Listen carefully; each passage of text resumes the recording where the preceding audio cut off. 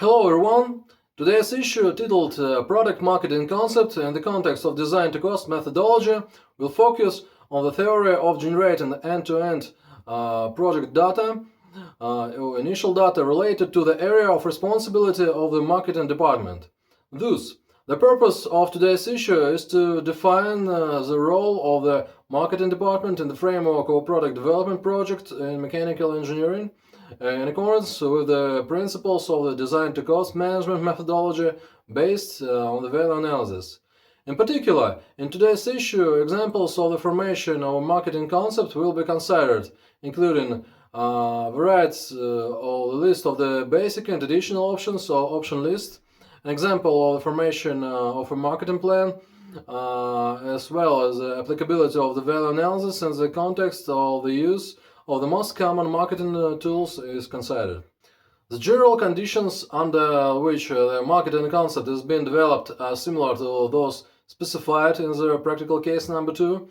A certain company or customer which previously had no experience in developing unmanned aircraft systems based on the analysis of market and political conditions opens a new line of activity.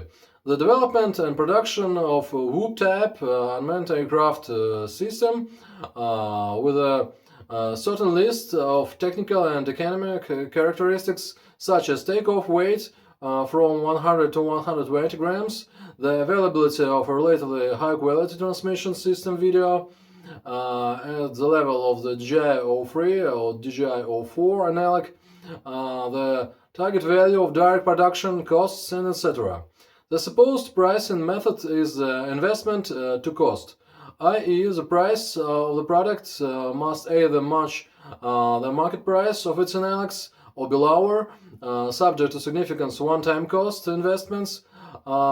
Accordingly, there is a need to develop a marketing concept for a product adapted to apply a set of design-to-cost development techniques. Unlike the issues of the cost engineering training course, which are devoted to theoretical problems, where the activities of the departments included in the project working group were considered exclusively in the context of highly specialized or profile work to support the implementation of the project. In this issue, we will simultaneously consider the issue of forming end-to-end or universal project data used for the purpose of coordinating and controlling the work process of all project departments, including those responsible for the marketing department. The presentation of the theoretical material in this issue is carried out within the framework of the paradigm of applying the design-to-cost methodology based on a set of the value analysis and value design engineering techniques. In practice, this means maximum adaptation of the initial data on the part of the marketing department to the model of value design engineering, namely the introduction of such end-to-end data for the formation of a marketing concept and an option list as table of analogs, structural model and functional model, and etc. Agreed and updated by the working group for each milestone of the project. Part 1. Regulatory documentation of the marketing department. In order to make our analysis of the possibility of using value analysis and value design engineering tools in the activities of the marketing department more comprehensive, and to generate expanded initial data for reverse engineering related to the area of responsibility of this department, we will provide a brief overview of the list of regulatory documents regulating its activities. A professional standard for department employee called Professional Standard 08.035 Marketer. It's a basic regulatory document that defines a list of the most general requirements for the qualification of a marketer and a list of his job responsibilities. After reviewing this standard, we can see that in section Description of Labor Functions, there is a formulation of the generalized labor function, development, implementation, and improvement of pricing policies in this organization. Below this generalized labor function is described in more detail and includes labor actions and necessary skills that are either indirectly or directly related to the list of the initial output data of the value analysis and value design engineering, considered among other things in this framework of practical case number 2. In particular, we are talking about such labor actions as creation and implementation of strategy for pricing goods or services, implementation of methods of pricing of goods, services of the organization. The required skills section contains the following items. They calculate prices for the goods or services, to position the product or brand according to price and consumer value, to organize benchmarking studies of consumer competitive perception of prices and values of goods in the market using the tools of traditional research and internet research. It should be borne in mind that in this professional standard we're talking about the so-called marketing pricing, the essence of which is to determine what price a product needs to be set in order to capture a part of the market.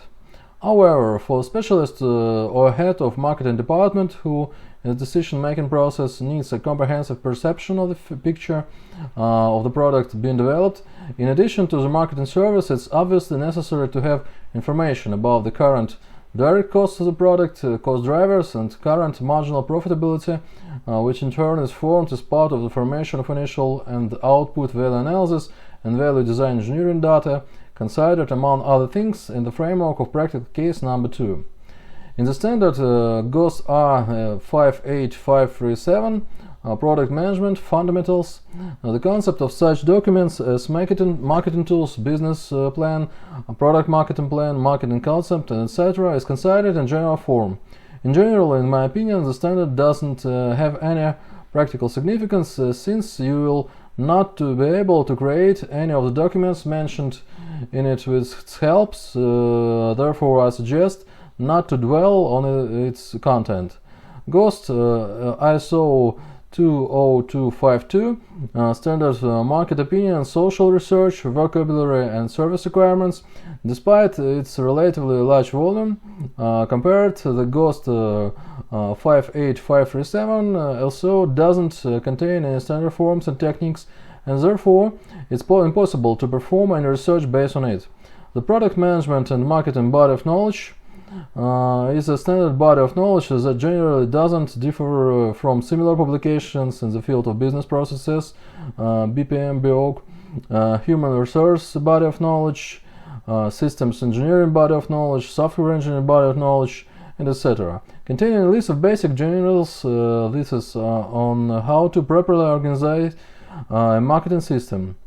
Regarding the internal regulations and marketing management in force at domestic machine building enterprises, it can be noted that they are more practical in comparison with the above mentioned documents. In general, in terms of any regulation policies and other documents which, no matter how funny it may be sound, are often formed by people who write about things they have never done in their lives. Yes, it happens. I would like to mention the following. Based on my experience writing and implementing regulations in the field of cost engineering, business processes, and certain related areas, I personally came to the conclusion that the regulations will be followed only in two cases. First, if it's formed on the basis of business processes already used in practice, i.e., according to the as-is principle, and the second, if it's partly or fully automated, taking into account the characteristics of the initial data, the standard forms used by marketing, economic, design, and other services, as well as the PDM design engineering system. So, let's know the following indisputable fact, confirmed by practice. Any insinuations like the main thing is to write the regulation, agree on them, and send them to everyone, and then the departments themselves will begin to comply with this because they are conditionally reasonable and ready for changes, should be discarded, and sooner is better, since they only lead to financial and temporary losses.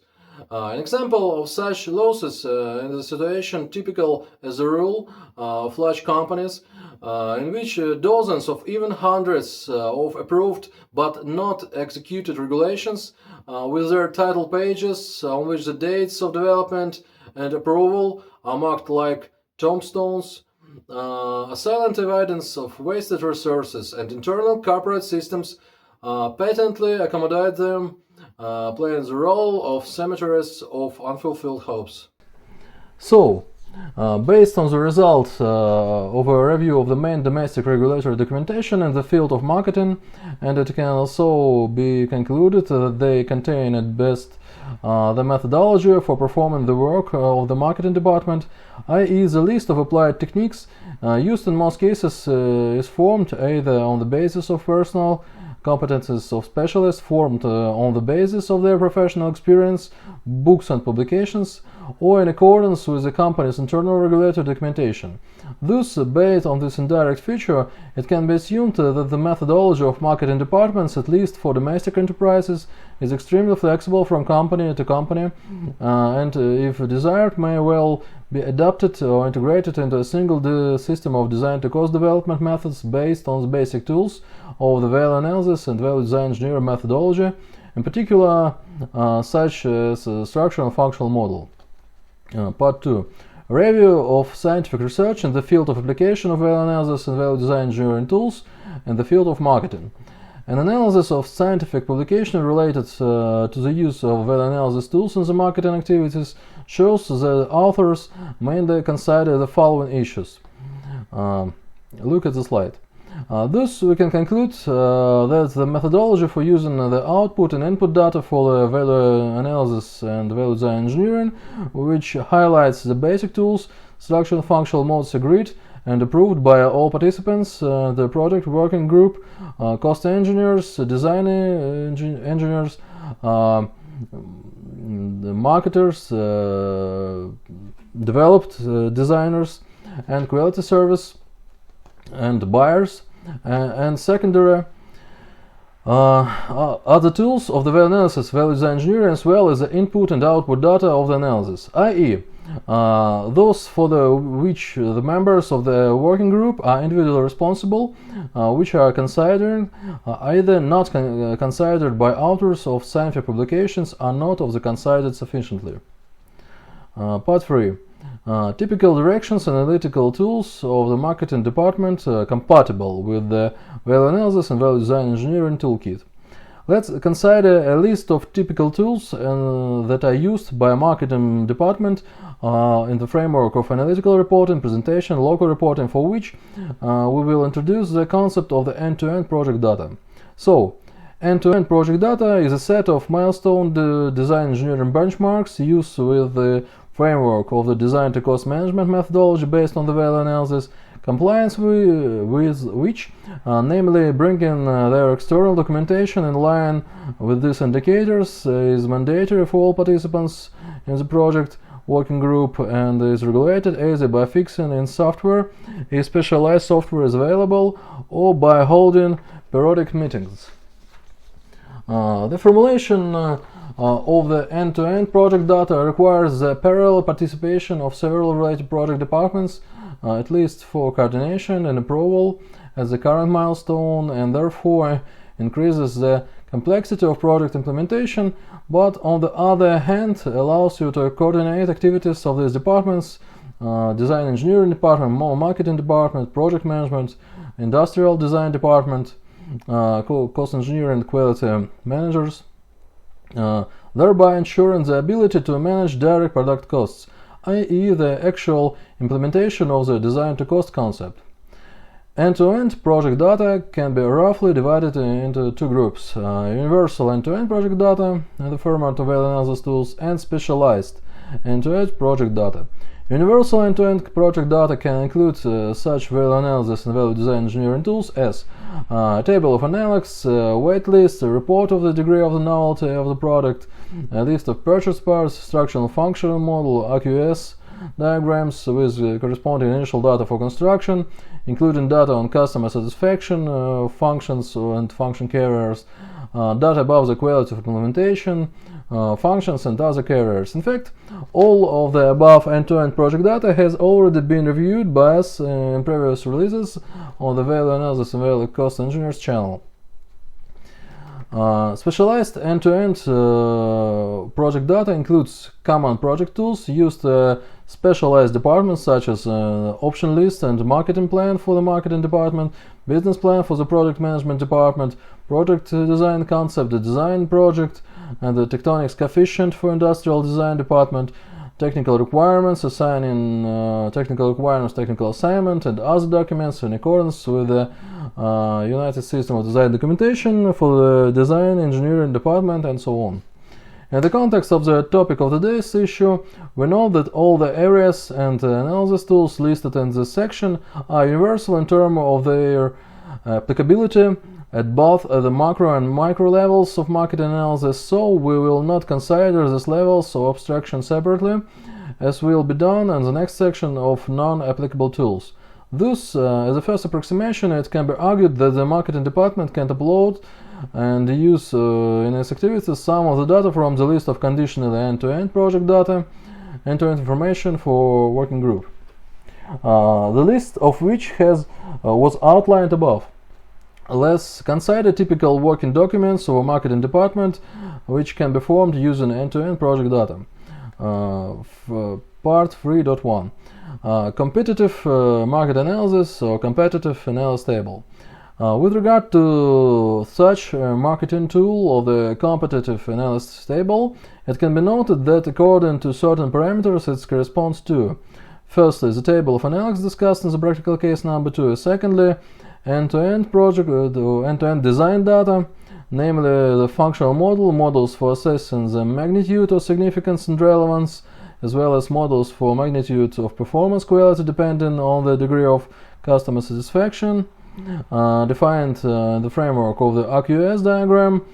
All the listed end-to-end design engineering data of the design-to-cost system based on the value analysis can be used in the section Comparative Product Analysis, subsection Product Analysis, Claimed Properties and Evaluation of their quality from the point of view of the target audience.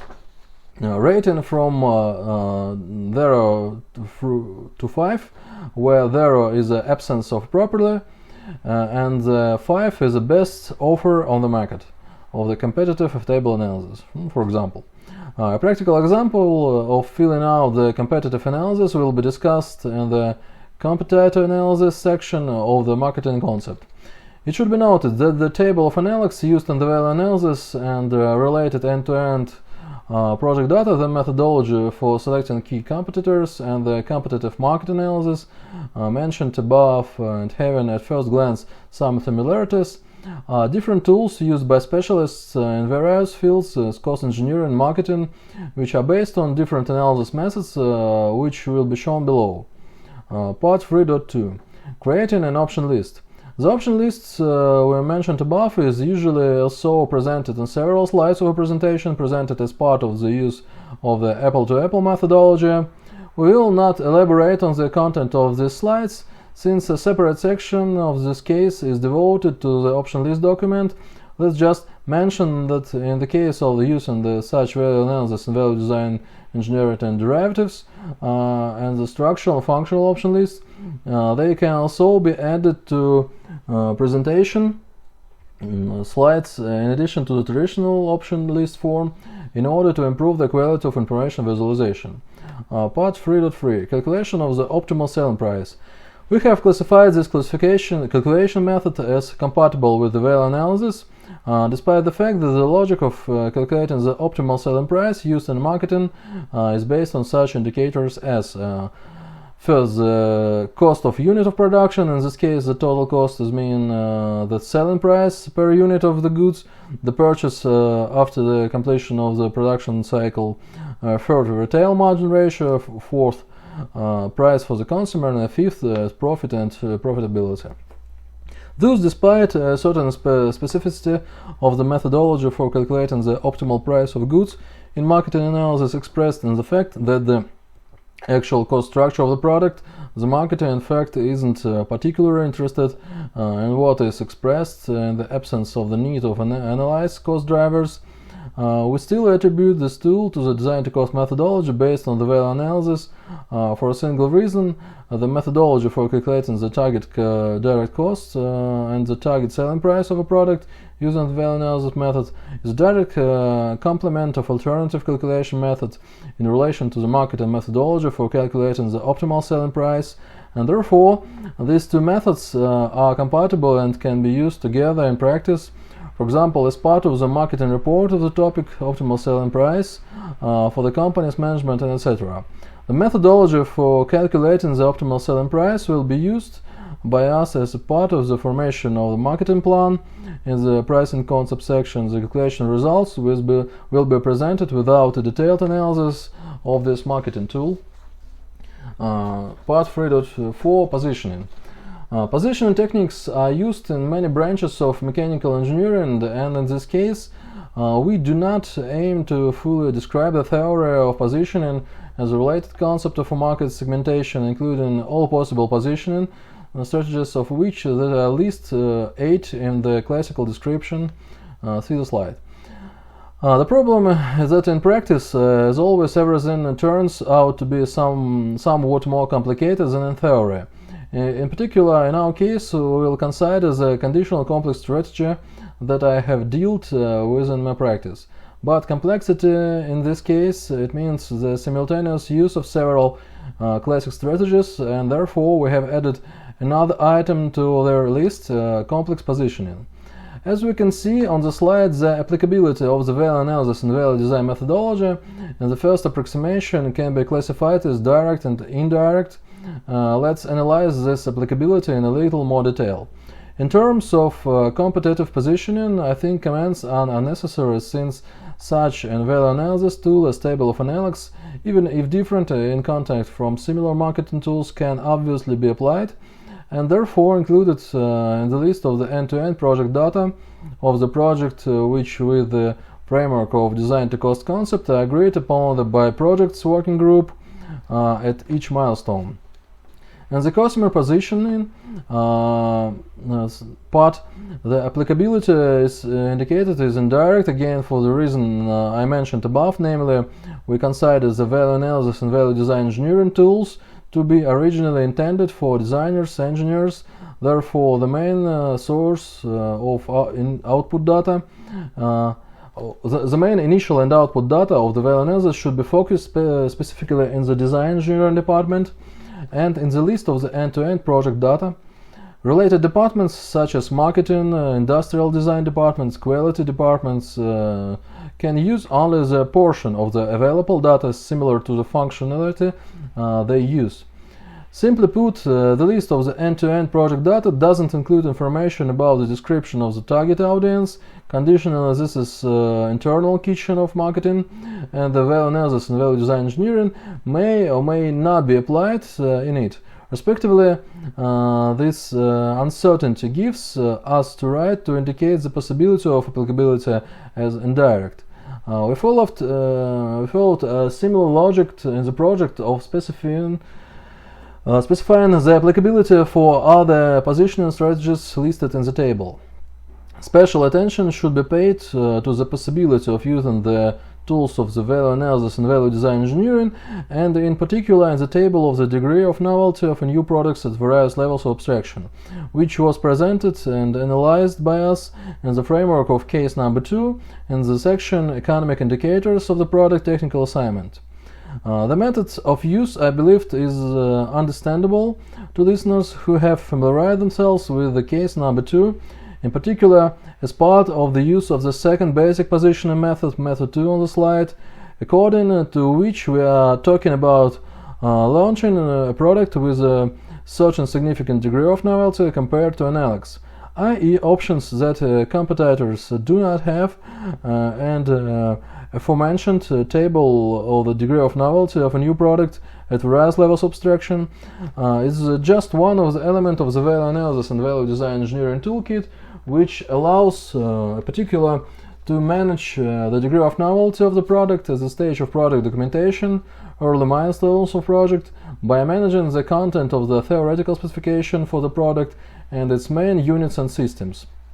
Accordingly, if as a part of the project implementation a system end-to-end project data is formed, including a functional and structural model of the product being developed and its main aggregates and systems, and similar models for competitors' products of their own products of the previous generation, then marketing department specialists will be able to use an appropriate end-to-end project data on the degree of novelty of the product being developed at the levels of abstraction, in particular as part of the positioning process by method number 2.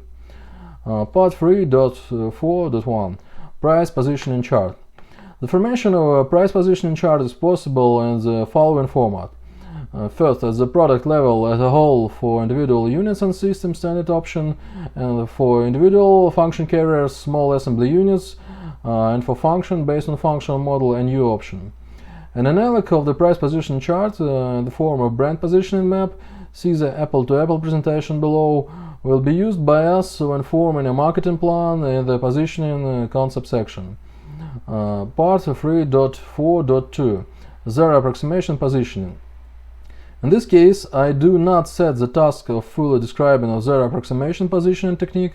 However, at the first two stages of this technique, which can use end-to-end project data, namely functional model, definitely deserve our attention.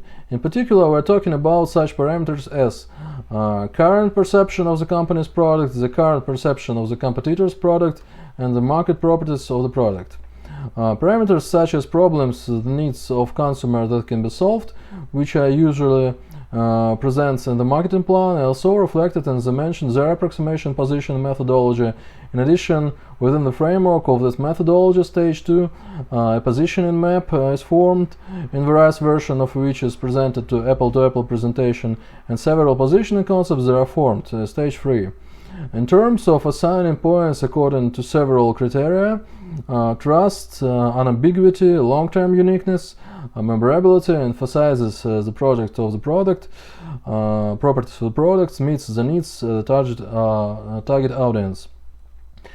Based on the results of applying their approximation, position technique, positional strategy is being formed. The technique will be able as part of the formation of a marketing plan section positioning concept. Part 3.5 Calculating the break-even point. With regard to the marketing version of the methodology for calculating the break-even point, the logic of classifying it's compatible with the design to cost is similar to that given for the marketing version of the methodology, calculating the optimal selling price of goods, i.e. calculate the break-even point, the value of the production costs or direct costs of the product is required, which in turn can be determined by the value analysis tools and within the framework of the design to cost methodology. Therefore, compatibility takes place. A similar situation may occur, for example, if there is no accurate calculation of direct costs for a product at the time of analysis due to the high degree of novelty or, for example, the lack of competent specialists to estimate direct production cost at a specific production site. In this case, the direct cost can be calculated as a first approximation based on the cost of functions or function carriers for analogs for a previous generation product, i.e. using the design to cost methodology based on the value analysis. The method of calculating the break-even point will be used by us of the formation of a marketing plan of the section pricing concept. The calculation results will be presented without detailed analysis of the marketing tool. Part 3.6 Products Mix Marketing Analysis or Marketing Mix Analysis. I suggest not delving into the theoretical concept of marketing mix, which students can familiarize themselves with their own. Noting only that, as part of the formation of the marketing mix for objects of analysis, at least at one stage, the formation of 7P matrix for the product criterion, as part of the relation of the parameter the actual state or relative to the average market for the criterion functionality by using the functional model and functional option list, as well as the criterion level of innovation or degree of novelty by using the report on the degree of novelty of the product and design to cost methodology.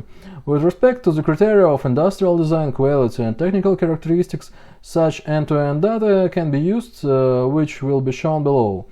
Thus, as part of the formation of the marketing mix, it's possible to use end-to-end project data generated as part of the use of design to cost methodology based on the value analysis, which will be demonstrated as part of formation of the marketing concept of the product in the general market situation.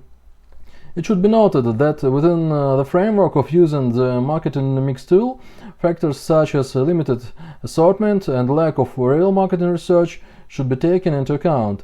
Thus, considering that within the framework of the marketing mix, we do not go beyond the classical market indicators such as product, price, positioning, promotion, etc., i.e., in fact, we form classification of varying degrees of detail from 4P to 7P, depending on the task of the milestone of the product and the case of design-to-cost methodology based on the value analysis. We fully go into the field of related disciplines, namely design engineering, industrial design, quality, and project management.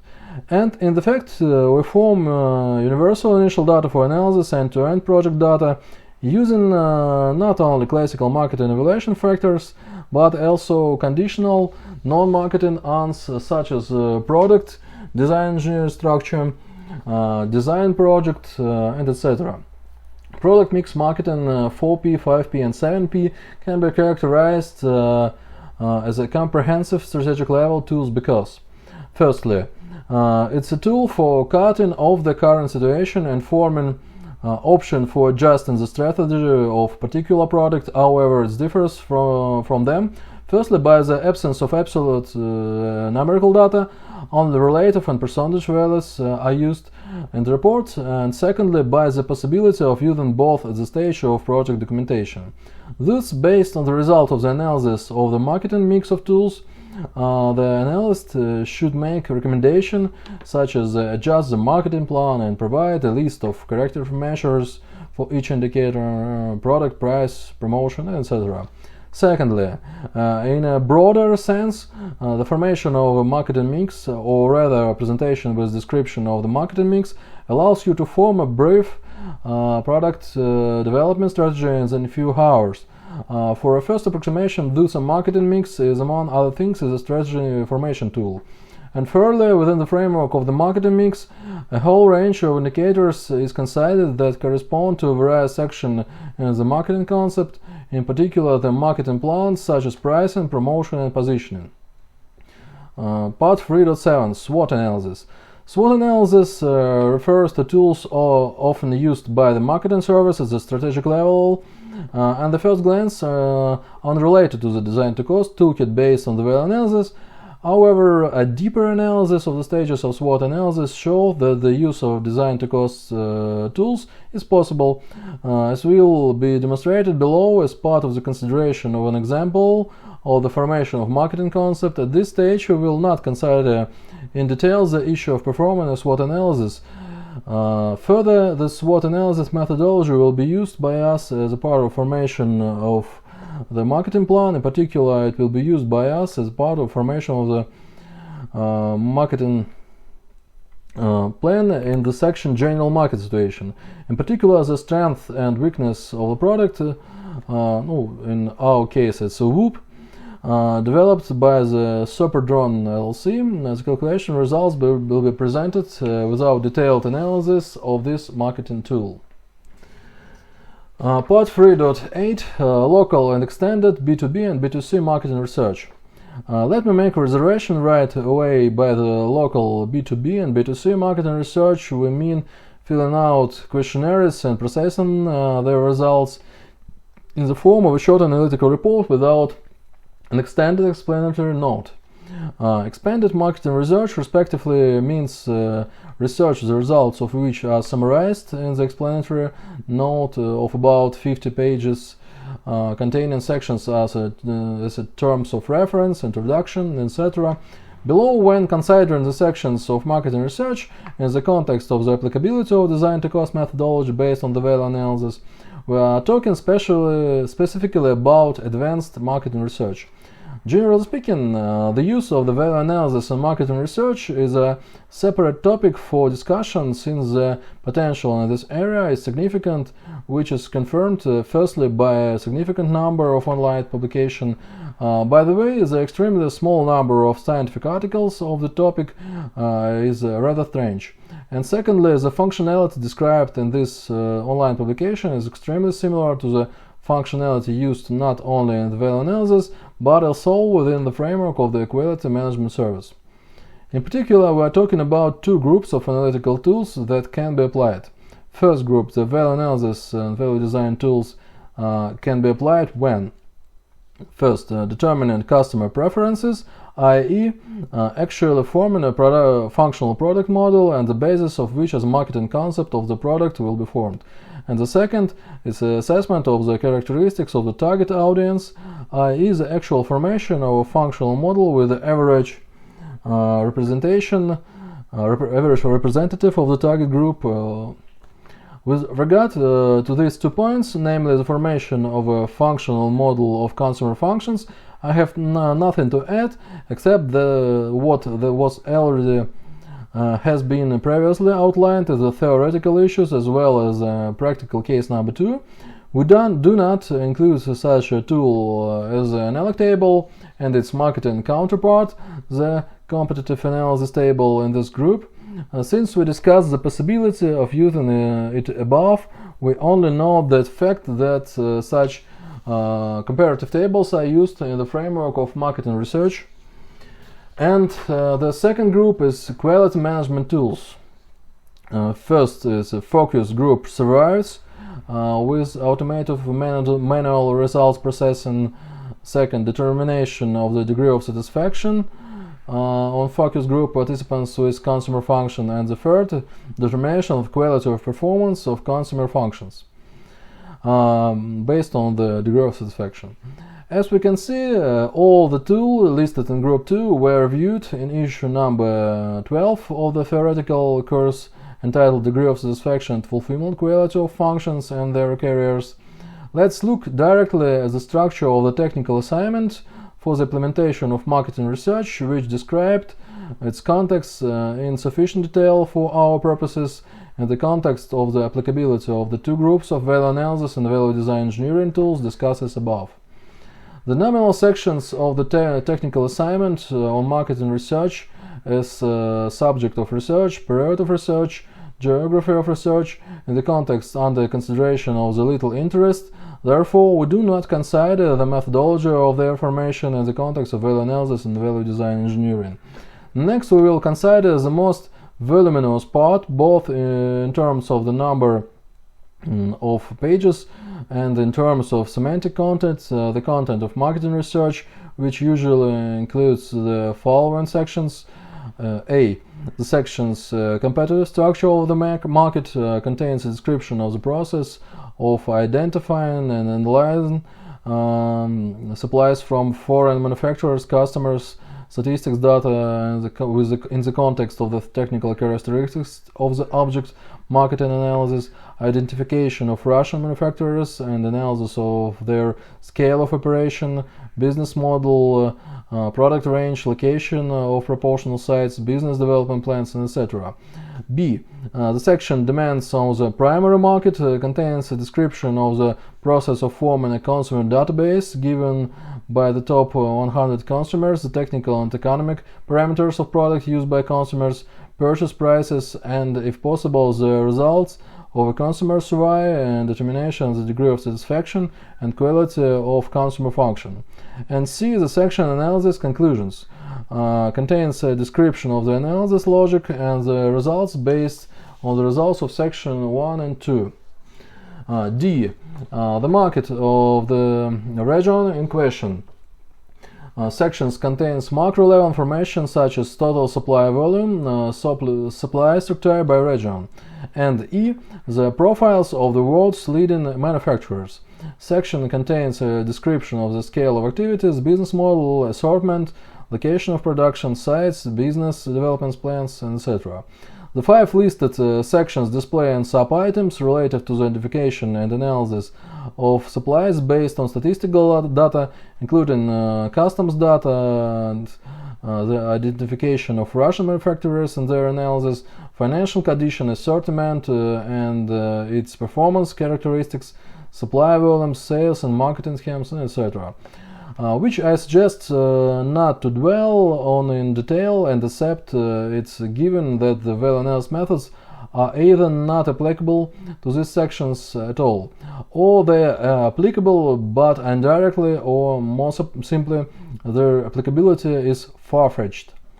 So, based on the results of the analysis of the structure of marketing research, it can be argued about the two most likely and unambiguous options for using the above groups of value analysis and quality management tools. First, the use of the first group of methods, value analysis and value design engineering methods, namely such a tool as the analytic table, which we considered in the case number 2, in the section Competitive Market Structure and Profiles of the world's leading manufacturers, since they contain information about the model range of marketing analysis object, actual and expert sales price, as well as production volume. It should be noted that all the listed characteristics of the project of marketing analysis and its analogs will be re-mentioned below by us as part of consideration of the example of the marketing section and the business plan. The application of the second group of methods, quality management techniques, in the section Demand of the primary market, since it contains information on the degree of satisfaction and quality of implementation of consumer functions. With regard to the item formation of technical assignment for marketing research, the following should be noted. Generally speaking, after reviewing real-world examples of marketing research by engineering companies, as a person who is rather superficially familiar with practical marketing, and more simply, who has no practical experience as a marketer, it seemed rather funny to me that the structure of the technical specification or technical assignment for marketing research and itself its general suspiciously resembles the structure of the scientific article or final qualifying work. The fact is that when I was a student, a graduate student, and later an associate professor at the university, I had the pleasure of publishing a number of scientific articles and defending a number of qualifying papers. In short, this fact led me to the idea that for researchers and lecturers performing marketing research could become perhaps as just unknown to me, one of more options for applying their conditional hard skills. In addition to the above conclusions, I would like to add the marketing data indicates separate empirical ratios of marketing research costs and direct product costs that can be used as part of project cost planning. In particular, I have seen the statement that marketing research accounts for approximately 0.2% of direct product costs. Of course, such empirical ratios can be used firstly exclusively within the framework of the first approximation, and secondly, this ratio is valid only for sufficiently expensive objects such as an airplane, locomotive or cruise ship, and the corresponding amounts of investment required for their development. Since this statement is obviously absurd, in the case of the development of a drone, the direct cost of which, for example, $200, and the cost of marketing research, for example, in the case of our case, can reach several hundred thousands or even millions of dollars, taking into account the salary fund, conducting marketing research, or purchase marketing information. Part 3.9 the marketing section for the business plan and the marketing plan of the project. So let's look at the typical content of the marketing section of the business plan. Generally speaking, in the content section of the business plan, the marketing section is sometimes referred to more ambiguously, namely the project marketing plan. Thus, in parallel with the description of the typical content of the section of the marketing plan and the formulation of a conclusion of the applicability or inapplicability of the value analysis and value design engineering tools to it, we will consider the content of individual paragraphs of the eponymous section of the marketing plan, which is one of the sections of Appendix 1. It should be noted that the marketing plan section of the marketing concept is somewhat different from the business plan section of the same name and contains, in particular, such additional sections as description of the mechanism of product usage by the target audience, problems of the target audience solved through the use of the product, common vision and strategy for interacting with the target audience before and after the start of product operation, business goals, the support of the target audience of the developer during operation of those products. The table shown on the slides lists the main section of the marketing plan of the project presented in the business plan. Let's consider each of them separately for the possibility of using the analytical tools of the value analysis and value design engineering. Part 3.9.1 The general market situation section. The wording of these sections is atypical and is not of interest of the context of considering the content of a standard business plan. Information that can be classified as a general market situation is presented in the relevant section in the marketing plan. See Appendix 1. Part 3.9.2 Section Consumer Segment Target Group. With regard to section Consumer Segment Target Group, of course, we can try to conditionally pull the ears and say that the value analysis methods allow us to form a functional consumer model which can be seen in separate articles of the application of the value analysis methods in HR. Since we are talking about the applicability of value analysis specifically in the field of marketing, it should be borne in mind that marketing uses on its own time-tested consumer models, namely behavioral models developed back to the 16th by Blackwell, Howard, Angel, Kotler, etc., such as the classical four-stage model, the needs model of external factors model, etc. In general, I suggest not to deviate from our research topic, and as a first approximation indicate that for the section Consumer Target Group, the use of value analysis methods doesn't make sense, especially since in the real business plan this section is quite modest both in terms of volume and in terms of content. In particular, it indicates who exactly is the consumer, characteristics of the target group, or listing the names of legal entities, the potential of consumers, and possibly forecast for the consumers. Generally speaking, with regard to the theoretical foundation of segmentation, which obviously should be taken into account when forming this section of the marketing plan, I will not only this issue isn't intended to voice them. There is a section on segmentation in almost every classic work on the basics of marketing, and if necessary, students can familiarize themselves with them on their own. An example of the formation of the section Consumer Segment, Quantitative Assessment and Characteristics of the Target Audience, of Target Group, Qualitative Assessment in addition to Quantitative, of the Marketing Plan is presented in Appendix 1.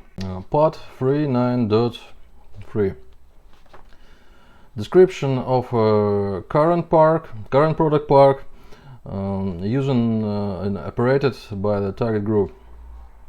In this case, the only thing that comes to mind is the possibility of using such a standard value analysis value design engineering tool as the analog table is a slightly expanded form. Namely, it will present not only products that are similar in characteristics, but also other types of products in operation. A detailed example of using this tool was considered in the framework of practical case number 2. An example of the formation of the section description of the current fleet or current park operated by the target group of the marketing plan is presented in Appendix 1. Part 3.9.4 Section Analysis of changes in consumer requirements compared to the N-1 generated product. This section of the marketing plan usually contains a table that shows the main requirements of the consumer or target group relative to the analog of the previous generation. Obviously, students who have familiarized themselves with the theoretical part of our course, just like me, immediately come to mind an analogy with the degree of novelty and functional models being developed, of the product being developed, and the product of the previous generation. Thus, in relation to the section, it can definitely be argued about the possibility of using the value analysis and value design engineering tools and their classical sense, i.e., if you have the mentioned functional model analysis of the previous generation and the product been developed, then even at such early milestones as the pre-project of technical proposals, which are characterized by either of the complete absence of technical requirements and technical assignment, or their presence at the initial stage of development, we already have an analytical tool in the form of functional model, which allows us to generate the mentioned table for the marketing plan section. Moreover, even in a more expanded form, for example, indicating the significance of this function, of the acceptable degree of their satisfaction, and the quality of implementation. In addition, you can add a row to the table below indicating the minimum value of technical novelty in comparison with its counterpart. In other words, we have at our disposal a complete set of value analysis and value design engineering output analytics for the top level abstraction. I will not comment on the text part of this section of the marketing plan because firstly, it has a standard format that includes a description of individual life cycle characteristics and a textual description of consumer properties already mentioned in the table, and secondly, it doesn't contain the information we are interested in, to which is possible to apply the value analysis and value design toolkit. An example of the formation of the section analysis of changes in consumer requirements compared in N-1 generated product is presented in Appendix 1. Part 3.9.5 Section analysis of competitors and their products, direct and functional competitors. With regard to direct competitors, in this case, I think comments are necessary since the description of the characteristics of competitors' products is nothing more than a table of analogs on its classic form. Thus, if the list of mandatory project documentation as a milestone includes a table of analogs generated by the cost engineering division, then it can be fully used by the marketing division when forming a marketing plan. According to the table shown on the slide, the section analysis of competitors and their product is usually divided into three subsections devoted to the current region, to the conditional global region, and the prospects for market change of the existing segment. In each of the three sections described as a rule, there is a comparative table of analogs or table of competitive analysis. If we adhere to the terminology used in marketing and the formation of which the tools of value analysis and value design engineering can be used. Part 3.9.6 Section Sales Development Strategy. And Part 3.4.7 9.9.7 section Proposed Business Model Product Sales Plan. This section of the marketing plan of the product do not contain information to which the tools of value analysis and value design engineering could be applied. An example of the formation and the section Sales Development Strategy and Project Sales Plan of the marketing plan of Appendix 1 of the marketing plan is presented in Appendix 1. Part 3.9.7 Section Pricing Concept. The pricing concept section of a marketing plan as a rule contains a description of the upper level pricing principle, namely costs and market methods to cost and cost plus, respectively, as well as functional pricing. In essence, generally speaking, the closest the marketers a customer to dealing with the option list, parametric pricing methods used in the early milestones of the project, together with those listed and generally speaking those of greatest interest to a cost engineer, are usually not mentioned in marketing documents. The first two principles are most popular in mechanical engineering, although the final pricing principles depends on many factors, ranging from the degree of novelty of the product to the type of consumer of target group, since, for example, some legal entities cannot operate and any pricing principle other than that specified in their internal regulatory documents, and for them the only options are how the rule its cost plus with the condition of the confirming the selling price by providing a calculation of direct costs from the supplier. Additionally, in the pricing scheme, the marketing plan often displays such a component as the cost of fine-tuning and the design, taking into account the target value of marginal profitability, i.e. the final price of the serial product. consists of two components. First, the planned selling price of the serial product, and the second, the cost of refinement, determined on the basis of statistics and distributed over the volume of production. For example, if it turned out that one of the first serial batches was overheating, and the refinement of its design in the form of adding holes for additional coolant is estimated at 10 million rubles.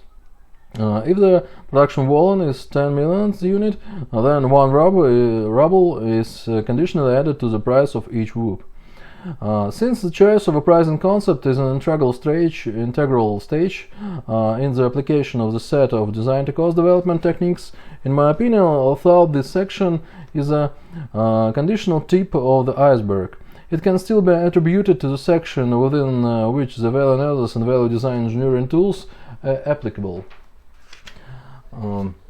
In the pricing concept section of the marketing plan of Appendix 1, it can be noted that since the target group in this case can be both legal entities and private individuals, a variant of the so-called double pricing is possible, i.e. two cost or functional pricing for individual, of course without providing a supporting calculation direct costs, since we are essentially just selling goods at a market price and market condition, and cost plus for legal entities, subject to providing a support and a calculation of direct costs.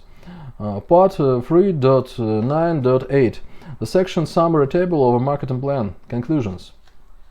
In the conclusion sections of the marketing concept, the conclusions are compiled in a formulation that makes it possible to make a decision of the justification of starting continuing a project form from a marketing point of view.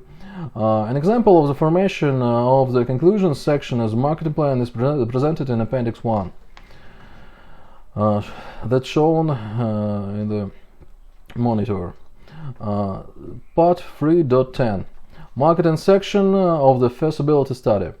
Part of the content of the standard sections of the marketing section of the feasibility study echoes the content of the section of the marketing plan of the project which we discussed above. Therefore, in the section we will provide only the structure of the standard marketing section of the feasibility study, see slide, and focus only the points that were not on the marketing section of the business plan. So the sections that we have not considered before are presented on the slide, and as a first approximation I suggest limiting ourselves to a fairly general characteristics, namely their unsuitability in terms of using the analytical tools of the value analysis and value design engineering. Part 3.11, separate sections of the marketing concept. Due to the fact that I'm not a professional marketer, when reviewing this section, the first thing that I was a terminological question, namely, what is the difference between the concept of marketing concept and marketing strategy? According to the results of the analysis that I could afford, taking into account the available time resources for creating this release, this issue, unfortunately, I could not clearly distinguish between these two concepts for myself in no other way than within the framework of the difference in the meaning of the isolated terms strategy and concept, i.e. if strategy is a broader concept and includes, among other things, the concept of a product or service and the ways to implement it, therefore the marketing strategy should be a broader concept than a marketing concept. A review of existing publications on the subject also showed that these two concepts are often used by authors to refer the same document. As a result, I decided to focus on the fact that our issue is more devoted to the value analysis and value design engineering rather than marketing, and even more so not to formation of a strategy for promoting the concept, since the value analysis and value design engineering doesn't exactly refer to promotion tools. It would be logical to use the term marketing concept further in the text. With regard to paragraphs 3.1 and 3.4 discussed above, it can be noted that they can be presented in one form or another as part of a full-fledged marketing strategy. However, we have specifically considered them separately from it, since they can be formed independently, i.e. within the framework of some local analytical work by marketing department specialists. In particular, as part of the work of the working group on the formation of initial data for related departments.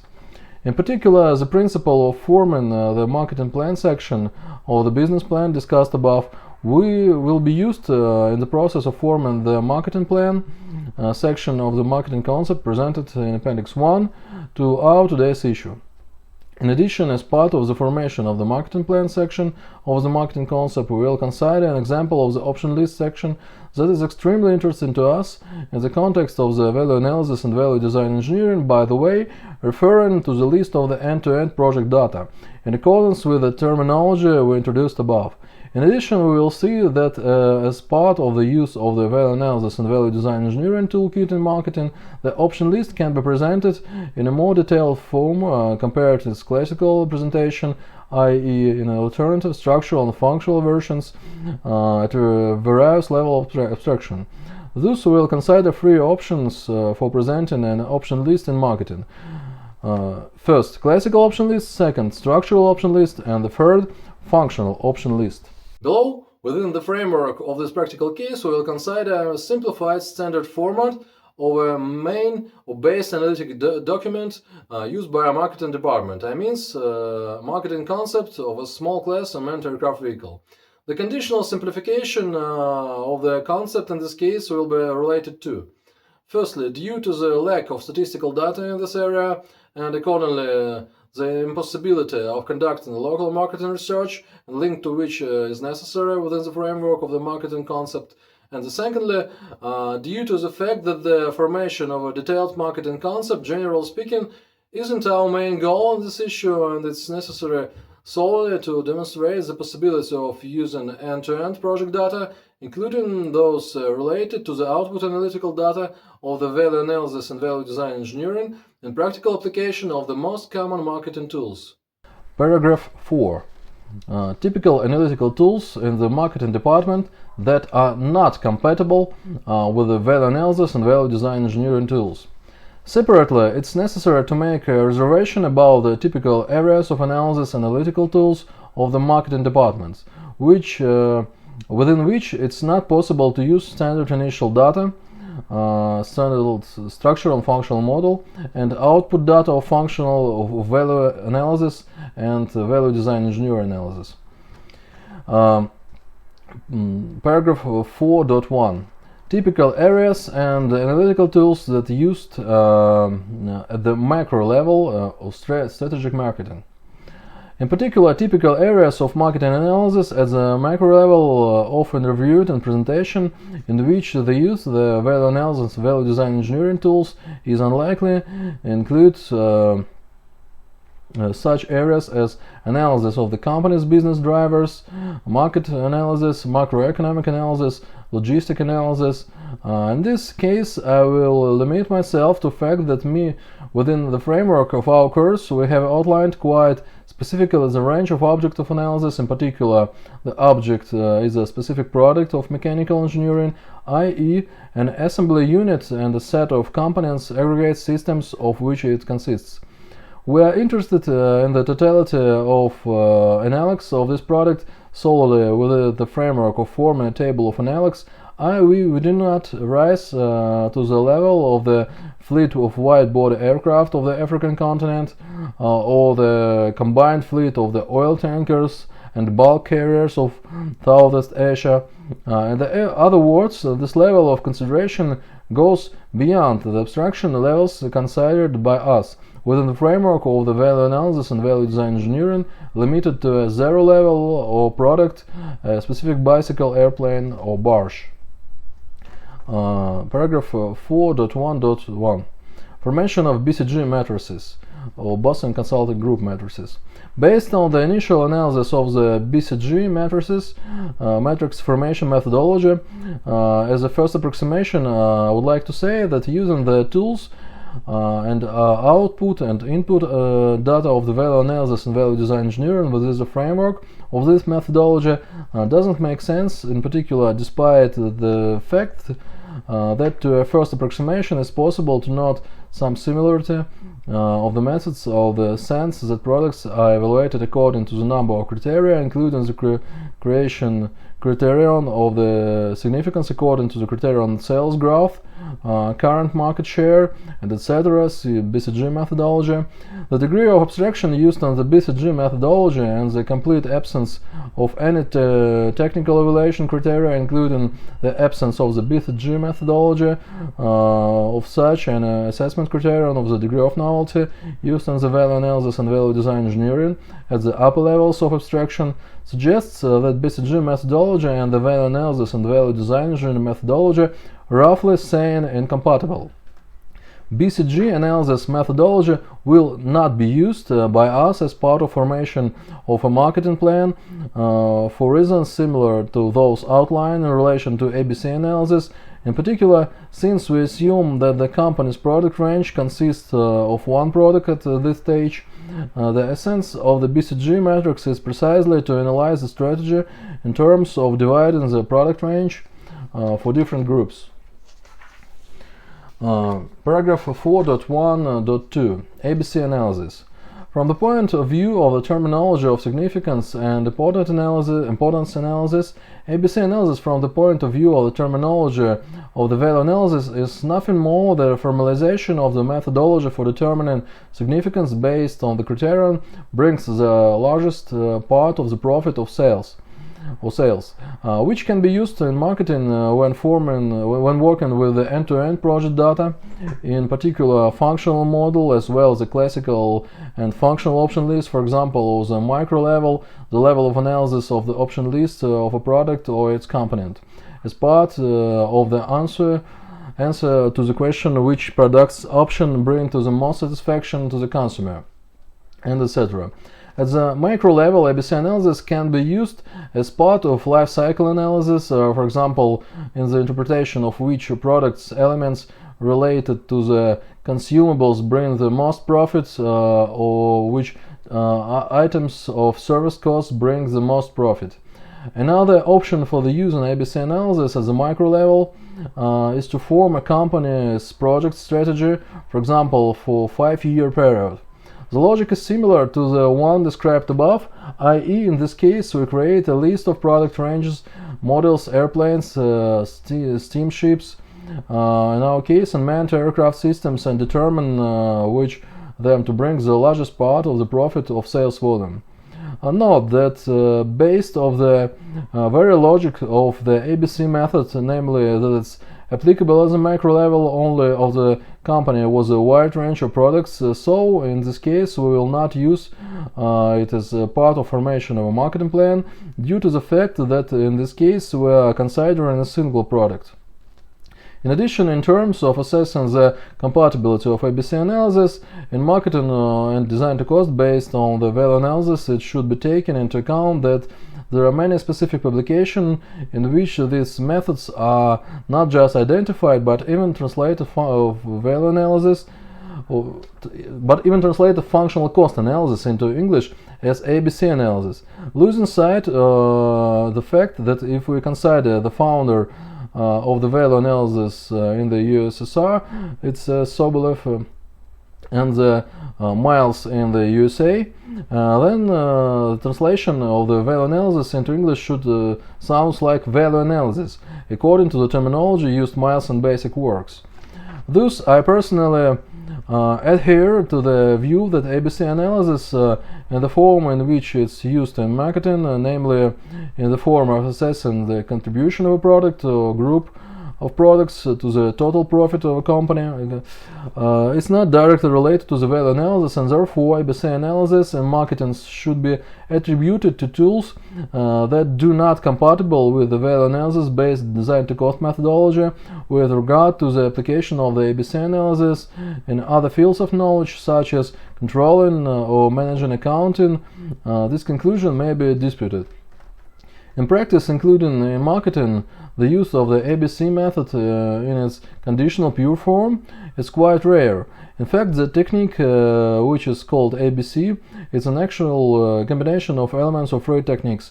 Basic ABC method, or general concept, Pareto method, determining to the share of profit and sales provided by a product, for example, the notorious 20/80 ratio, which personally I would recommend it using in practice with great caution and even more reservation about the unconfirmed level of universality of this ratio. And BCG method, we will consider it separately below. Paragraph 4.1.3 PST analysis. According to PST analysis, the reasoning logic is similar to that outlined for SWOT analysis.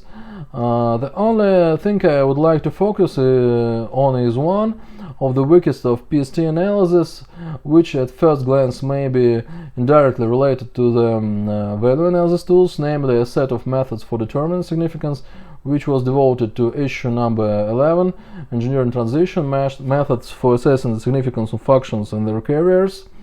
In particular, we are talking about the stage at which we determine the importance of political, economic, social, cultural, and technological factors in accordance with the PST analysis methodology. Significance values are set expertly, i.e. based on the expert assessment. Accordingly, students may have an idea about applying the significance assessment method given in issue number 11 of the PST analysis course. I, in turn, responsibly declare that the methods specified in issue number 11, and especially methods for low degrees of abstraction, i.e. more accurate ones, are intended for the analysis of technical objects, respectively the correctness of their application in the framework of analytical, of political, economic, social, cultural, and technological factors, has not been proven, is questionable. Thus, PST analysis, in my opinion, has nothing to do with value analysis tools. The PST analysis methodology will be used by us as part of the formation of a marketing plan, in particular as part of the formation of sales strategy. The calculation results will be presented without a detailed analysis of this marketing tool. The significance of the factors I mentioned above will be evaluated by experts accordingly. Paragraph 4.1.4 ADL or Arthur D. Little matrix. With regard to the ADL matrix, as well as with regard to the SWOT, PST, and BCG analysis, I have nothing to add except what has already been described by various authors of analytical works in the field of marketing devoted to this tool, except that firstly, this tool was nothing to do with the value analysis, and secondly, the ADL matrix will be used by us as a part of formation of the marketing plan in the general market situation section, in particular to evaluate the possible strategies of the Super Drone LLC and the Russian market in accordance with the stage of the life cycle, the level of competitiveness of the company, etc. The calculation results will be presented without a detailed analysis of the marketing tool. Paragraph 4.1.5 Michael Porter's model or competitive forces, or Porter's 5 forces.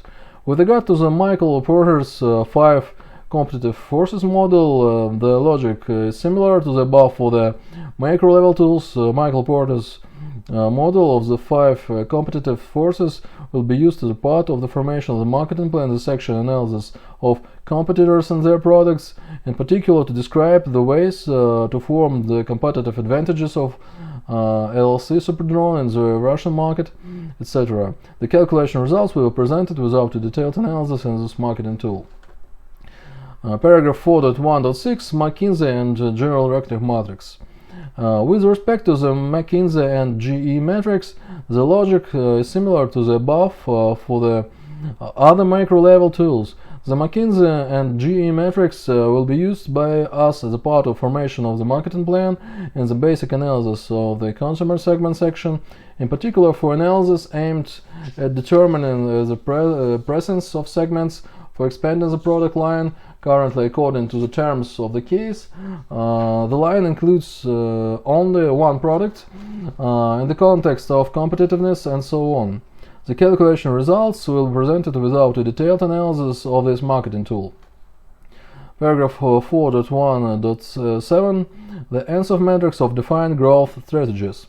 With regard to the ANSOF metrics for determining growth strategies, the logic is similar to the above for other macro-level tools. The ANSOF metrics for determining growth strategies will be used by us as part of the formation of the marketing plan in the general market situation section, in particular for Superdrone LLC, the Russian market. The calculation results will be presented without detailed analysis of this marketing tool. Paragraph 4.1.8 Setting analysis and managing marketing and business goals. The following parameters are considered as part of the formulation, analysis and management of marketing goals. First, business goals, second, marketing goals, three, communication goals, and fourth, media goals. An example of the practical application of the setting analysis and managing marketing goals tools will be used by us in the general market situation section of the marketing plan, see Appendix 1. The similarly named section of the marketing plan called Business Goals, developer suppose for the target audience during product operation, has nothing to do with this tool, since it describes the goals of audience support, in particular sales of spare parts, software updates, participation in thematic events, competitions, exhibitions, and etc. Whereas within the framework of the described tool, we operate on economic parameters, the size and degree audience satisfaction, the level of communication and media coverage. Paragraph 4.1.9 Developing the company's mission statements. With regard to the development of the company's mission, the logic is similar to the above for other macro-level tools. The development of the company's mission statements will be used by us as part of the formation of the marketing plan and the general market situation section. The calculation results will be presented without a detailed analysis of this marketing tool. Section 4.1.10 Methodology of selecting the mate competition. With regards to the methodology for selecting the mate competitors, the logic is similar to the above for the macro-level tools. The methodology for selecting the main competitors will be used by us as part of formation of the marketing plan in the section analysis of competitors and their products. The calculation results will be presented without a detailed analysis of the marketing tool. The next paragraph is 4.1.11 Calculation of market capacity by segment. Regarding to the calculation of market capacity, the logic is similar to the above for other macro-level instruments. The calculations of the market capacity will be used by us as part of the information of the marketing plan in the general market analysis section. The calculation results will be presented without detailed analysis of this marketing tool. Conclusion from section .1 with respect to all the methods shown on the slides, the following can be noted despite the fact that they are the most common in practice and conditionally universal, i.e. applicable to various industries and objects of the marketing activity. We cannot assert that there are any obvious points of intersection with the output analytical data of the value analysis and value design engineering at the macro level. Before proceeding to the consideration of the sections of the next part of the first of the tool under consideration, namely the marketing concept, we will perform a preliminary analysis of the applicability of the tools of the conditional 5 levels of marketing strategy. See slide 10 shown on the slide. Listeners can familiarize themselves with the description of each of 5 strategies in open sources, but to save time, we will immediately exclude the first 4 from consideration, since it's only a product strategy, which in the classical case can be defined as finalizing a product and service or expanding a product line to better meet the needs of the target audience and growth. Sales. In the first approximation has some common points with such value analysis tools as value analysis. with a functional model which describes the list of consumers' functions which can be represented as needs, as well as the aqueous diagram used in the value analysis, which uses concepts such as quality of function performance and degree of customer satisfaction. Related, among other things, to the quality management systems, the relationship of which the tools of the value analysis will be considered by us in a separate case. So, at the first approximation, based on an indirect science, identical terminology, it's possible to put forward a hypothesis about the possibility of using at least one level position strategy within the framework marketing strategy individual value analysis tools. The verification of this hypothesis will in particular be carried out within the framework of the formation of Appendix 1, namely the marketing strategy of the WOOP presented below. Paragraph 4.2. Typical analytical tools used at the micro level applied marketing. It's quite convenient to outline the category of applied or local marketing tools in the context of analysis often used in practice using the apple-to-apple methodology, the formalization of which, as a rule, is a presentation for the company's management and the project's working group. This presentation may have different names, starting with the already mentioned apple-to-apple. For the cost engineering service, for example, the listed techniques are too abstract even for the pre-project stage, so they are not used in cost engineering.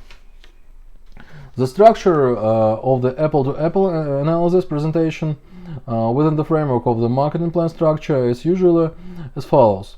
First, an overview of the applied marketing techniques used and performed, then the results of their application are presented.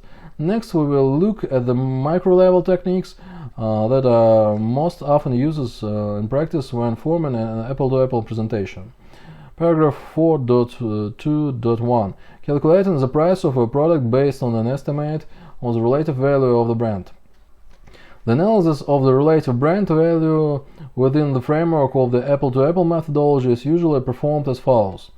The first step, by analogy, the approach used in practical case number 2, see the section Economic Indicators of the technical assignment, is to determine a conditional benchmark in the classroom. In our case, we can take, for example, the Jeopardy Darkstar 20 model as a standard for a WOOP with a takeoff weight from 10 grams to 120 grams, from 100 grams to 120 grams. Accordingly, we will calculate the brand value of our analytics, including the product we are developing from this reference price. Then, as a rule, a visualization diagram, etc., or table, as in our case, and a brief textual justification of a proportion between the standard and analytics inserted on the presentation slide, which either fits on the slide is real by the presenting person. Accordingly, the following question arises. How to formalize the differences between the developed product and analytics from the standard? If I had been asked a similar question, I would have answered without hesitation. Try to form a structural and functional model using value analysis methods and compare them, or better yet, hire me for this job and I will do it all and reasonable money. It was a joke. In general, if we talk seriously, then in practice, marketing departments often use the notorious expert assessment in the weight method in the object of analysis 30% higher than the standard, then therefore it should be cost 30% more. The methods of dimensional characteristics of the object of analysis is 30% longer than standard, and should be 30% more, and other questionable methods, to put it mildly. I have seen presentation in which there were formulations such as brand strength is weaker, brand strength is stronger, brand youth, brand strength decline to affinity with cheap brands, and other expert assessments with a justification volume of a couple of sentences on the basis of which management was asked to make decision with a cost of error of hundreds of millions or even billions of rubles. So let's try to fantasize a little and imagine that the company Superdrone LC, which we already mentioned on this table page of the technical assignment reviewed in case number 2, whose manager decided to analyze the possibility of expanding the product range, see the initial data for the case in particular, the introduction of a whoop with a takeoff of 120 grams intended for personal use by individuals or target group. It's currently a company-produced combat drones as well as drones for special purposes or atmospheric research, research of the far north, pipeline protection, and etc. Briefly about the terminology used.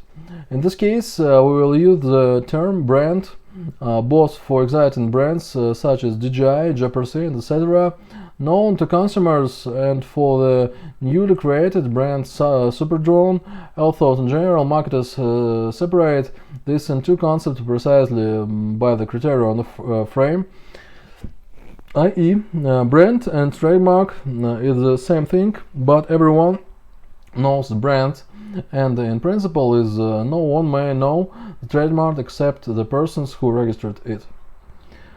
Let's consider the conditional aggravating signs of the brand, namely we introduce the condition of the Superdrone brand, or third positioned as an international English language brand, is nevertheless perceived by the consumer as domestic with all the advantages that follow from this: independence from sanctions due to the almost complete import substitution in the made components, and disadvantages: negative perception in the media due to the catastrophic loss of reputation by domestic manufacturers for generation of consumers of X, Y, and Z generation.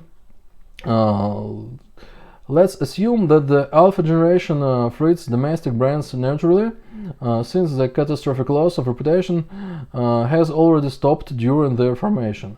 This concludes the list of conditional aggravating signs for the Superdrone brand. Let's consider the conditional positive signs of the brand, which include signs of reliability based on the assumption that the brand belongs to the manufacturer of combat base and specially on maintaining craft system for the scientific research. The second, signs of exclusivity based on the assumption that the brand is used of the Superdrone team, which won prizes on the WUPRC Russian National Championship. And the third, the safety signs based on the assumption that the critical components of the new product are manufactured in domestic enterprises, and consumables such as propellers, electric motors, antennas, components of the external pilot station, etc. They are manufactured in domestic enterprises and will be freely available throughout the product's life cycle, i.e. in fact we are talking about conditional consumer safety in the event of cessation of imports from abroad. In fact, taking into account the results of all the features listed in the table, as well as taking into account the additional justification that is missing in this example, the marketing department assigns the brand as an expert assessment relative to the benchmark, which in this case is 0.5, and allows calculating the selling price of a new product within the framework of the methodology for assessing the relative value of the brand of the product relative to the references, i.e. to obtain marketing estimates of the sales price of the first approximation. For example, if the average selling price of the Jeopardy Darkstar 20 is $400, then the price of the Superdrone 120 SDR should be about $200. From an academic point of view, in the context of considering the concept of brand value, it's impossible not to mention such methods of assessing brand value as calculation of the geometric mean products of the strategic index in the market situation and the strategic index of own capabilities or competitiveness. With regard to the technique, it can be noted that in the case of its practical application, it's often limited to calculating the most significant factors used to calculate these indices, namely sales growth rates and market shares for a given company. The magnitude of these factors in turn is also calculated using empirical formulas, which we will not give to this course, so as not to stray excessively from the main topic of the issue. The next, Herfindahl-Hirschman index. Summarizing the description of this alternative and at first glance more accurate methods of assessing brand value than the table of attributes, and accordingly seemingly more acceptable, I would like to note that their use often requires performing separate marketing research independently or by hiring an external contactor or purchasing certain ready-made market information. Therefore, in the projects in which I personally participated, the two methods were not fully applied. Paragraph 4.2.2 Calculation of the quoted product price according to the price list. In the aircraft industry, the method of generating a quote price according to the price list is used quite rarely, mainly for civil aircraft and helicopters. Use for unmanned aircraft vehicle is also quite rare. However, for industries such as, for example, the automotive industry, this technique is based for marketers. The principle of forming the quoted price of an analog is as follows. At the first stage, benchmark is set at the same way as the brand value analysis methodology. At the second stage, a list of information about the available configuration of analogs is formed. Sources includes dealer websites, promotional materials, and etc., which are disassembled and retrofitted before completing the product being developed. Thus, we are essentially dealing with the conditional functional models, which would be more correct called optional models. With the audience permission, I will not introduce the term optional models into our course, simply because optional models are inherently even more abstract than the functional models of the upper level abstraction that were discussed in the theoretical part of the course devoted to the concept of a functional model. That is, if I can at least say something about the analysis of the cost management of a top-level functional model, then there is nothing to say about the optional model as a whole, since this is a purely marketing concept that is not fully related to either the design of unmanned aircraft vehicle or unmanned aircraft system on its production cost. I will explain that is about a few in more detail. Let's take, for example, a functional unmanned aircraft vehicle model as the top-level abstraction, consisting of 10 consumer functions. As we know from the theoretical course Cost Engineering, for the upper-level abstraction, the one carrier, one function, one price principle or rule is acceptable as a first approximation respectively for the functional model under consideration. A structural model can be formed consisting of 10 main components of a manned aircraft vehicle, fuselage, power plant, communications equipment, etc., in accordance with the structure of the manned aircraft vehicle in practical case number 2. In the case of the optional model, we can have a list, for example, of 50 options corresponding to various units and systems, for example, a carbon fiber fuselage on its ABS plastic fuselage, power plant with a value of 4,000 and 3,000 rotors per minute for the regular and sports version, etc. But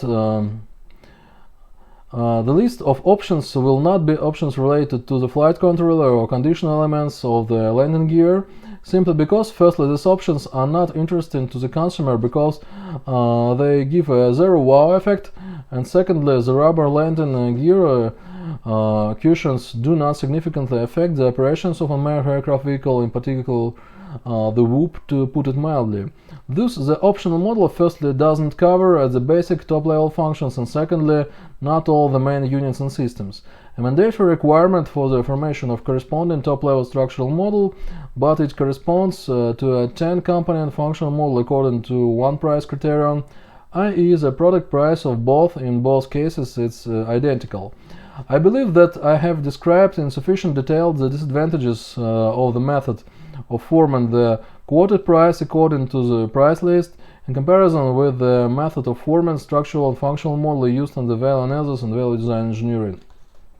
The description of these shortcomings in this case was carried out not to deny the correctness of the methodology widely used and applied in marketing, but to demonstrate the possible effects of supplementing and verifying the marketing methodology within the output data of the methodology used in value analysis and value design engineering.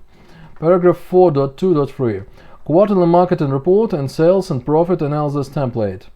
The quarterly marketing report and the sales and profit analysis template are not considered in today's release and will not be used as part of the formation of a marketing plan for the obvious reason. Both of these tools are micro-level application tools designed to analyze actual data, i.e. the stage of the project at which the product has already been launched, i.e. the stage of the life cycle where sales have already started. In our marketing plan, we consider the stage of product documentation, i.e. the stage at which sales have not yet started. In terms of confirming the absence of a link between the two mentioned instruments and value analysis and value design engineering, I suggest that the audience familiarize themselves with examples of these two documents presented in open sources.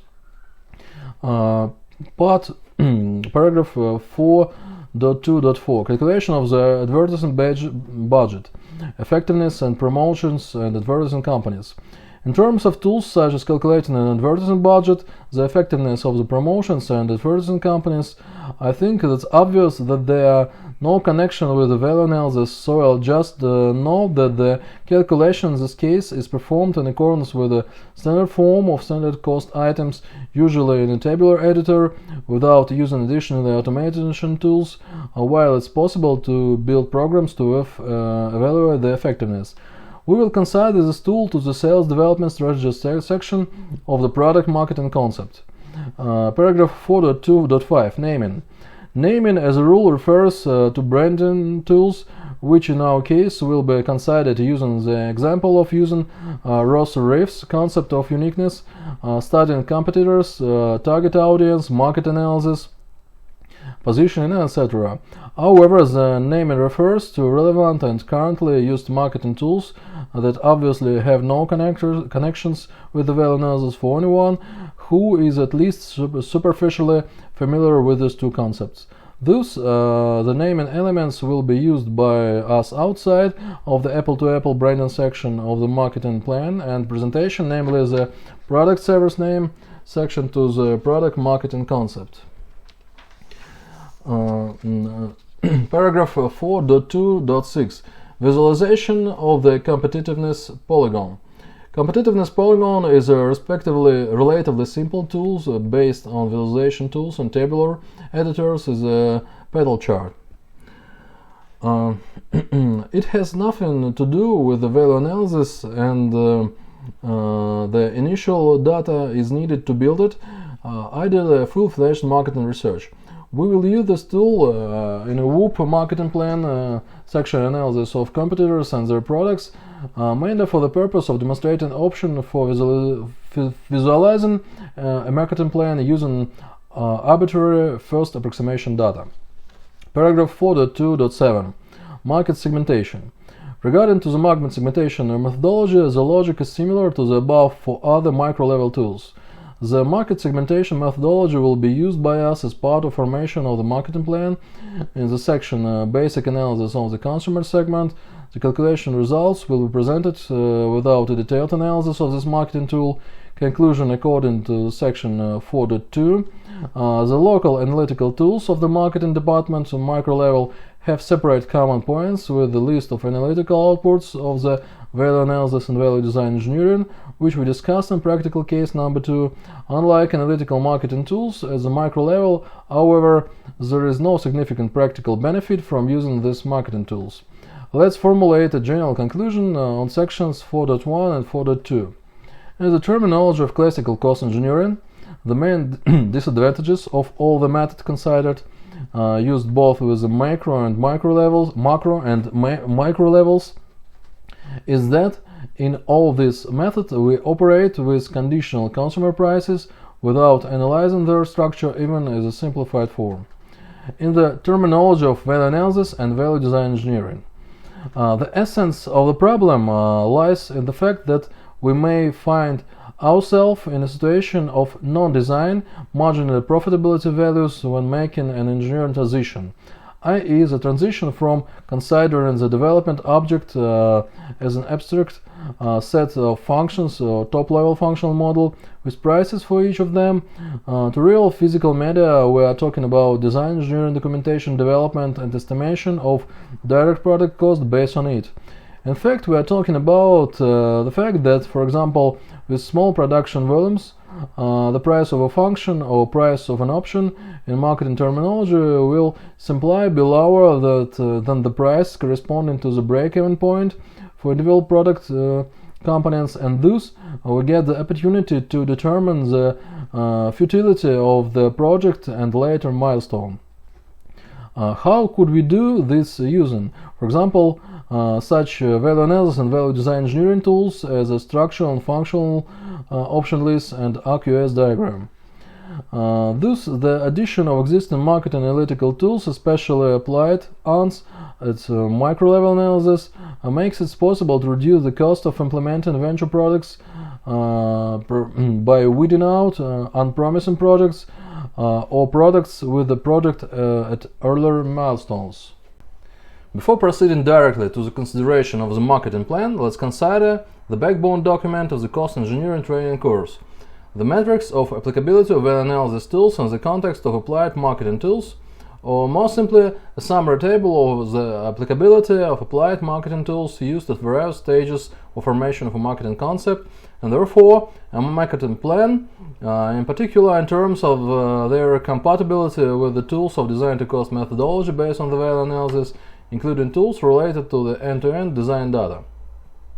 Generally speaking, I originally compiled this table for the convenience of taking into account the sections of the marketing concept, and I didn't plan to include it in the release, but then it turned out that, in essence, this table is a quintessence of the dry residue of this release, the applied sense, since it's coupled with the presentation of the apple-to-apple and free types of option list, can be classified as conditional desktop marketing tools, where the marketer can determine which the sections of the marketing concept of a product has the initial data, i.e. determine the degree of marketing study of the product taking into account other initial marketing data that's not related to the end-to-end product data based on the value analysis. In addition, this table can be used when deciding whether to take the training course using value analysis tools in marketing, i.e. if it contains tools that you use in your practice, then it's very likely that it makes sense to take this course and gain competitive advantages over marketers who do not own value analysis tools. I will not elaborate on the structure and content of the table because, in my opinion, it's intuitive. So, above the table is a decoding of the symbols. In the upper part of the table, applied marketing tools are listed from left to right, and in the up-down sections, sections of the marketing concept are listed, including the stages of forming a marketing plan. Further, at the part of formation of a marketing concept, we will consider examples of practical confirmation of the applicability of design-to-cost methodology based on the value analysis in marketing, indicated in the applicability matrix, in particular by considering the case for the SDR 120 product at lower level, i.e. actually through the practical application of the listed techniques. Regarding to the sections of the marketing concept displayed on the applicability matrix, I will not provide detailed calculations similar, for example, to marketing mix tool, which we will consider below, firstly due to the lack of sufficient initial data, and in fact the lack of necessary marketing research of the conditional 120 gram whoop market. Secondly, in order to not to stretch this issue over time, and thirdly, I will try to pay the most attention to those marketing tools that are compatible with the design-to-cost methodology based on value analysis, i.e. those marked in green. In fact, for certain classic marketing tools that can be used by filling out a standard form, I will simply briefly describe the essence and content of the tool, indicate the absence of vice versa of a connection with a set of design to cost techniques based on the value analysis, and indicate whether I have a standard form for this tool. In the case of a real case on the formation of marketing concept as part of the cost engineering course, the standard forms can be provided at the request of the students for their use in accordance with the initial data of the practical case. It should be noted that in fact the applicability matrix is a basic top-level document familiarization with which allows you to understand the potential of using a set of design to cost techniques based on the value analysis in one area or another. For example, in the cost engineering training course, such areas as cost engineering, industrial design are mainly considered design engineering, marketing, and project management. Such a choice, as I mentioned earlier, is due to the connection with practical project activities, i.e. the composition of the project working group. Thus, for each of the areas of activity within the framework of the working group, there are similar matrices presented on the screen. For the applicability of the set of design to cost, based on the value analysis which will be used in future cases and theoretical issues, let's consider the structure and content of the matrix applicability of value analysis tools in the context of marketing in more detail. So, on the left side of the table we see the column name of section of the matrix of the marketing concept of the product, which lists the main stages of the formation of the marketing concept of the product, which will be discussed below. Next are the blocks: basic reporting tools, analytical tools, advertising tools, strategy development tools, market analysis tools, and market research tools, which contain the names of the most common marketing tools. Accordingly, at the intersection we see either green or orange cells, which means that the value analysis tools are applicable and not applicable respectively. In addition, the cells indicate which of the appendices to the marketing plan provides an example of a calculation using this marketing tool in the appropriate standard calculation form. On the right side of the applicability matrix we see the applicability of pricing methods block, in which there are two blocks: marketing methods and parametric methods. Regarding marketing prices methods, I can note that we are dealing with internal marketing methodology, which according to its accuracy can also be classified as parametric with the column HERT. See Appendix M. The name of the second block is due to the use of parametric pricing methods based on the early milestones of the project that we are interested in, as well as the pre-project milestones, as a result of which the value of direct product cost is already unchanged by about 70–80%. Thus, this table doesn't apply to project milestones corresponding to the development of serial design documentation and subsequent milestones, where cost-based, cost-plus, and market-based to cost pricing methods are applied in their pure form. In the context of positioning oneself as a specialist in parametric pricing techniques, which will be discussed below in the table of pricing techniques used in filling out the relevant section of the marketing plan, as well as in the context of considering a general matrix of applicability of a set of design to cost techniques based on the value analysis, there is a logical desire to include in the matrix of applicability, in addition due to the tools of the value analysis and marketing tools, as well other parametric methods such as the aggregate method, the expert calculation method, the unit price method, and so on, which was implemented to this block. The list of pricing methods will be discussed in more detail in this issue below, in the pricing concept section of the marketing plan, after which we will return to the applicability matrix to look at it in a slightly different light, i.e. based on the formation of the marketing concept and the marketing plan included in it. Due to the complexity of considering the pricing method based on the value analysis data, the tools of this method are described in the tools of the value analysis based pricing method subblock. For the other pricing methods, see other parametric methods subblock, which in my opinion are still less time consuming and at the same time less accurate. The tools are not described, but an explanatory comment is given in the format of a note for each of the tools. A set of local applicability matrices respectively from together, a general matrix of applicability of a set of design-to-cost techniques based on the value analysis within the framework of the project. End-to-end design data, therefore, is essentially a kind of conditional bridge or a set of links that combine local applicability matrices as a part of a common applicability matrix.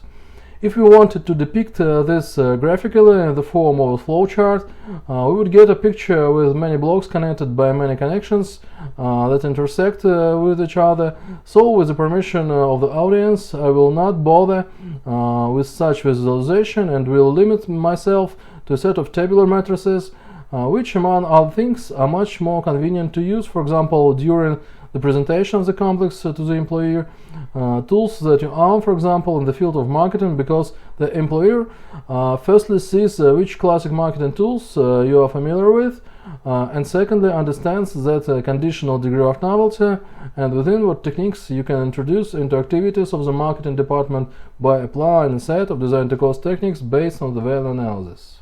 Let's move on to a direct analysis of the applicability of value analysis of value design engineering tools to specific examples of marketing tools, namely a marketing strategy for small class manned aircraft vehicle, which, as we noted above, conceptually refers to a conditional group of end-to-end project data, i.e. project documents that an element of a common for the participants of the working group, analytical or design engineering, for example, technical assignment, set of project documentation required for execution, and intended for verification of their internal or profile documents, including those to which other project participants do not have access, i.e. we're talking about individual values of qualitative and quantitative product parameters on the basis of which the agenda of meetings, related departments, so design engineers, cost engineers, designers,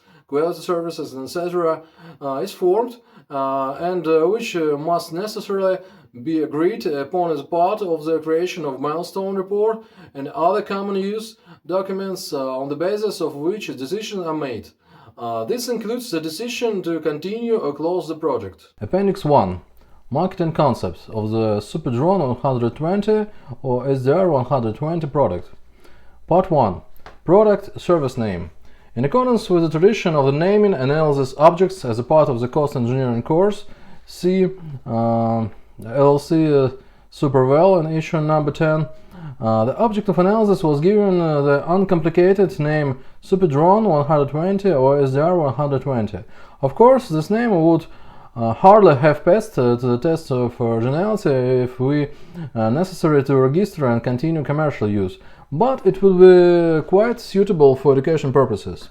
As part of our release, generally speaking, there is no goal to expand the knowledge of listeners in terms of naming or formally speaking, conventing the dry design name unmanned aircraft system with a whoop type unmanned aircraft vehicle weight 120 grams into a more acceptable name from the point of view of a marketer, or more precisely, a name acceptable both from the point of view of perception as a consumer and the Super Drone 120 information search engines and browser.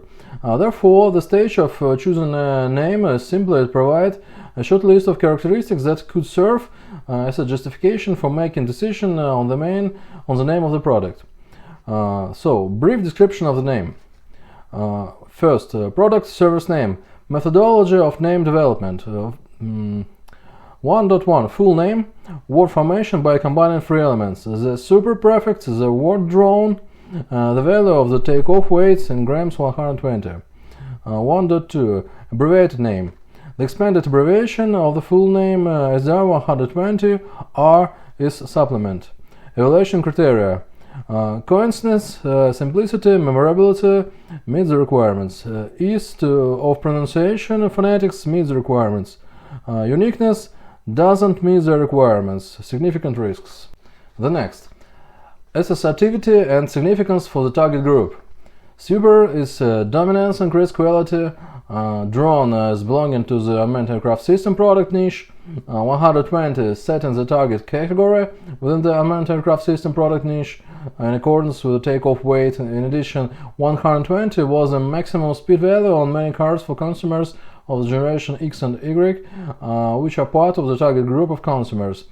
SDR is a reference by software-defined radio technology, changing the radio frequency parameters using software. The next, scalability and flexibility. Meets the requirements. Options is available for manned aircraft system with a manned aircraft vehicle of lower higher takeoff. For example, SDR 75, SDR 250, SDR 500, etc. The next, positive connotation. DR references to the abbreviation of the word different from others, not like everyone else, and the doctor of the sciences. The next, uniqueness. The numeral 1 of the name is a reference of the concept of uniqueness of its kind, chooseness of both the product and the consumer, etc. The next, negative connotations. The prefix super is typical for cheap and often low-quality consumer goods used in street trade. The structure of the name for the trading platform, SEO optimization. First, product identifier type is drone. The second, trademark brand is super drone. Third, manufacturer's parts number or model, SDR 120. Fourth, additional characteristics is technical and consumer characteristics. In accordance with the operational documentation based on the results of the start of mass production. And the fifth, description options for the sale on the trading platform. It's Whoop and microdrone. And the last 6 is keywords, metadata or hashtags for browser for sale from the trading platform, a drone for indoor flights, a drone for children, a drone for beginners, and a drone for racing. That's all. In this case, we limit ourselves for formulation of the name and do not consider such components of branding as creating a brand book containing a logbook, guideline, and a text part. Such limitation in terms of branding for a marketing concept is largely due to the need to involve a professional designer in this work, which within the framework of marketing trading case, which of course we will not do. The next, part 2, functional description of the product. Let's return to the title of the third section of the marketing concept, from which it becomes obvious that we are talking about nothing more than functional model, simplified relating to the form in which it was considered by us in case number 2. Accordingly, the simplification of the model is explained by the fact that the stage of milestone of the project, which we discuss in case number 2, corresponds to the stage of the project documentation, i.e. the stage following the pre-project. In today's issue, we are talking about the very beginning of the pre-project stage, i.e. at a stage when technical and economic information is missing, even the first approximation, or rather it's formed within the framework of the business plan creation process parallel to the creation of a marketing concept. Therefore, it would be logical to assume that the functional model of the product, and even more so its individual parts, should be less detailed than that considered in case number 2. For case number 2, separate technical economic information is already available. See standard forms, table of general initial data, and form F1. Nevertheless, in order to reduce the complexity of solving the problem set out in today's issue and create some continuity between practical cases and theoretical issues, I propose to introduce a simplified functional model from case number 2 into the section of the marketing concept. By simplification in this case, it means that the information presented in the marketing concept is formed at the pre-project stage, therefore it has a more general character than the functional model considered by us in case number 2, and containing such parameters as significance, importance, relevance, and expert assessment of the direct costs for functions. An additional positive effect of using the model from case number 2 is to demonstrate the end-to-end nature of the use of structural and functional model by various services within the framework of the project. In other words, it's through the management and approval of structural and functional model milestones, as well as the use of the standard automated reports, that the direct cost of the product is managed within the framework of the project. A reservation should be made immediately regarding the terms functional option list and structural option list used. As part of my practice in the automotive industry, I have dealt with the conditional classic option list. that demonstrated on the screen, which is also presented in our file on a separate tape, and which contains information that cannot be classified as a structural and functional model even in the very first approximation. Accordingly, the classic optional list, which contains basic and additional options, for example, in the case of a car, fabric interior trim and onboard computer control buttons on the central panel are referred as the basic options, and alternative leather trim and additional steering wheel with control buttons are additional options. There were also additional options without corresponding basic alternatives, for example, heated steering wheel, door panels with additional decorative panels, and etc. Individual elements of the classic option list concept were implemented by us within the framework, within the option list columns of the analytic table. See case number 2. Already at the stage of forming a marketing concept, when the product is still presented rather abstractly, it's possible for the marketing department to use the additional marketing analytical tools mentioned above, formed on the basis of the end-to-end project data, in particular based on the table of analytics, structural model and functional model. These alternative analytical marketing tools include the structural option list and functional option list mentioned above.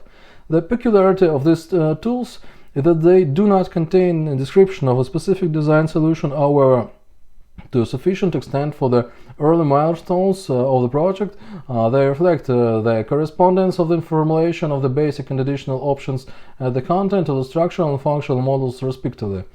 The logic of the order of formation of the structural option list and the functional option list corresponds to the logic of the difference between the definition of value analysis and value design engineering outlined by us in previous editions of the theoretical course, namely, if the functional model is formed first, then we are dealing with value design engineering, and if the primary structural model, then with the value analysis.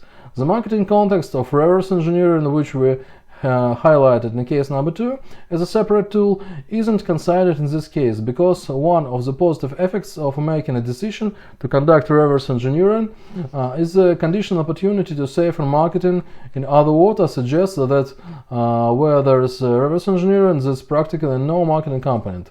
Note that in case of a marketing concept, the primary one is usually a functional model, therefore the logic of forming of marketing concept is more consistent with the concept of the value design engineering, is a conditional product development from scratch.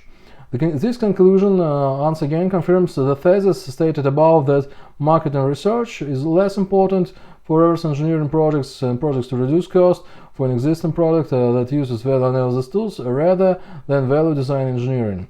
Accordingly, at the subsequent stages of the formation of marketing concept, the transformation of the functional option list and the structural option list will be performed.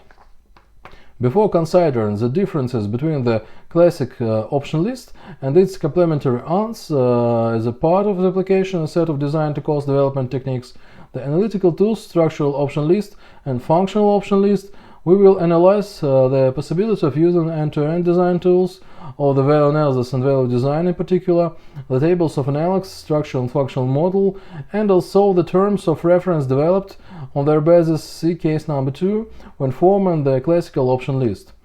In this case, the screen shows the classic option list format used by a marketing department with completing a project milestone. This format includes two parts of the classical option list. The formal part of the option list, officially approved by the project manager for each milestone, and the export part of the option list used and generate internal analytics. The formal part of the option list in this format is submitted to the project manager together with an approval sheet which contains the signatures of the chief design engineer of the project, head of functional areas, marketing, quality management, industrial design, heads of design engineering areas responsible for the listed options. Regarding the naming of the columns of the formal part of the option list, comments are not required. I believe because in fact we have a standard option list which, in addition to being the basis for making further design decisions, will later serve as the basis for describing the WOOP model on the manufacturer's website and it's on the basis of the option list that the buyer and it will perform a comparison with the analogs of the manufacturer as well as with the products of competitors' companies. In accordance with this context, let's try to formulate the requirements for the formulation of the option for the formal part of the option list, namely first, brevity, conciseness, memorability, simplicity, clarity, maximum use of well-known trademarks and standards in formulation, maximum compliance with this industry or community slang, and the last, absence of logical contradictions and intersections between options.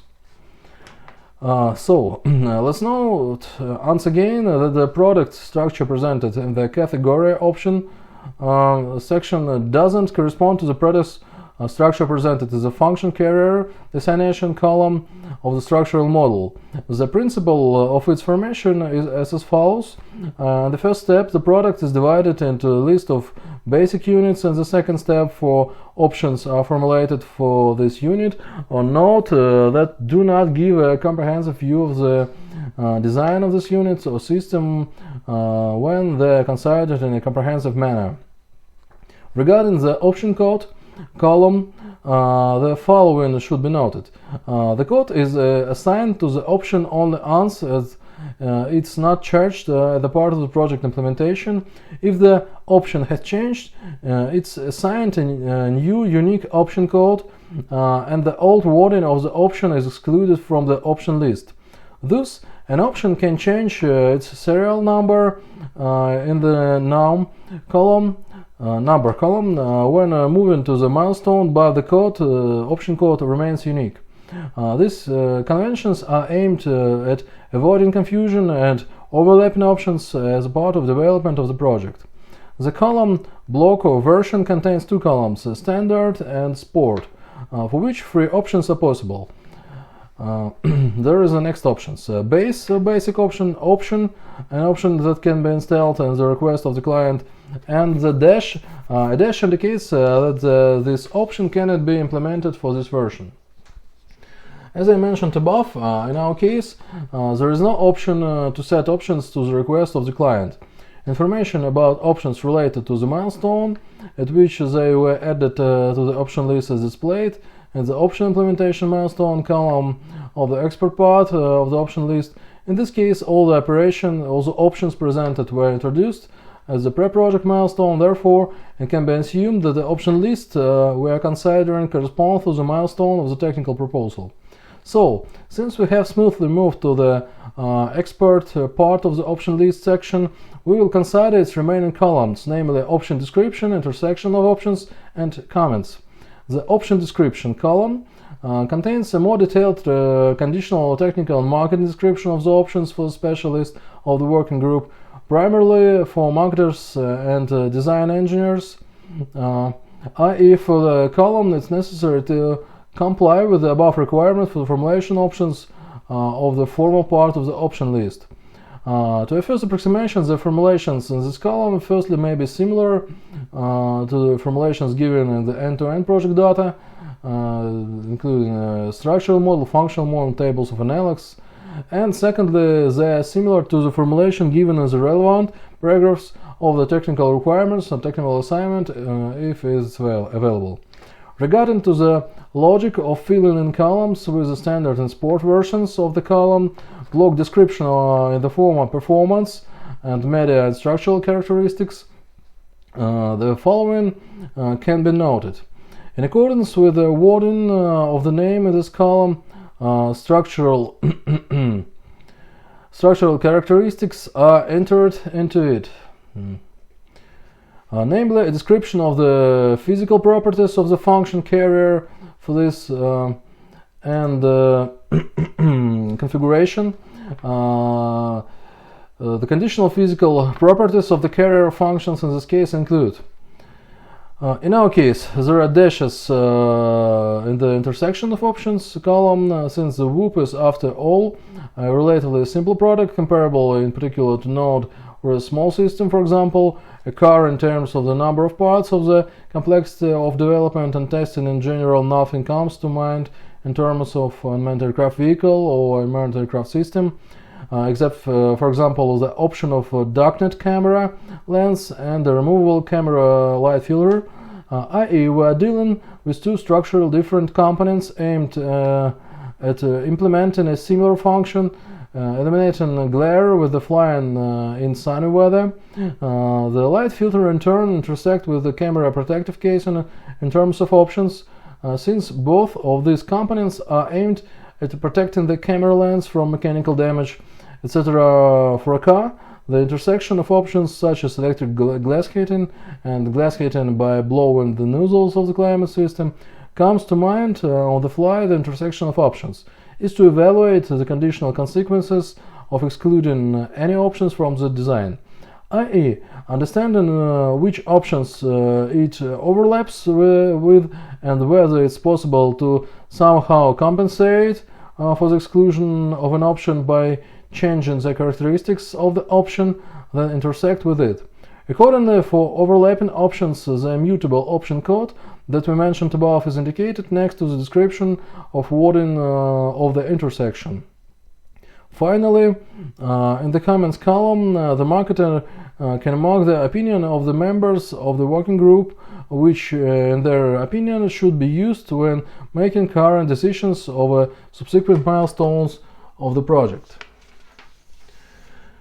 Before proceeding directly to the logic and order of non-automated or manual filling of the structural option list, I would like to outline the following condition of our case. A special feature of the proposed marketing concept in this case is the difference between the classic option list offered the audience for the two versions of the WOOP considered in our case from the classical option list. For example, for a car, for some option from luxury or sport can usually be added to the conditional versions of standard. Simply put, the peculiarity of marketing concept is that we cannot order the standard version and put on, for example, as engine, propeller, or carbon fiber fuselage, or carbon fiber frame from the sport version. In this case, we sell two unchangeable versions, standard and sport. At the same time, within the framework of these two versions, there are installation options, for example, various communication modules, ELRS or TBS, and video transmission systems, CADX, VNP, and DJI-O3. So, when filling in these blocks function number, abstraction levels, and designation of the carrier of functions on the structural option list, as we see, the marketing can use end-to-end project data, namely the analytic table of the structural model, which display all the necessary information. In the case of partial or full automation for the functionality of the design-to-cost system based on the value analysis and value design engineering, and in particular the end-to-end design engineering data, and the marketing section of the system, some of the parameters can be entered into standard form of the structural option list automatically. The meaning of including this group of structural option list blocks is obvious, I believe, because thanks to this, the marketer forms his analytics in the current context of the current milestone of the project agreed upon by related departments, and this context is formalized in the form of structural model. Regarding the logic of filling in columns within the standard and sport versions of the column block description in the complex structural format version, configuration and function carrier and structural characteristic, the following can be noted. In accordance with the wording of the name of this column, a structural characteristic is introduced into it, namely a description of the physical properties of the function carrier for this configuration. The conditional physical properties of the function carrier in this case include weight and dimension, length, width, height, diameter, and etc., name of the structural material, the number of elements in the same type, for example, the number of propeller blades, the names of trademarks only for purchased parts that are direct analogs as well as well-known standards used. Let's make the reservation right away that the parameters mass and dimensions are set for almost all carriers of functions, which is related, among other things, to the peculiarities of approach to weight issues in the aviation industry. All the listed structural characteristics are selected individually for each carrier function. For example, for purchased products, like an electric motor, it would be logical to choose the name of analytic, mass, and diameter.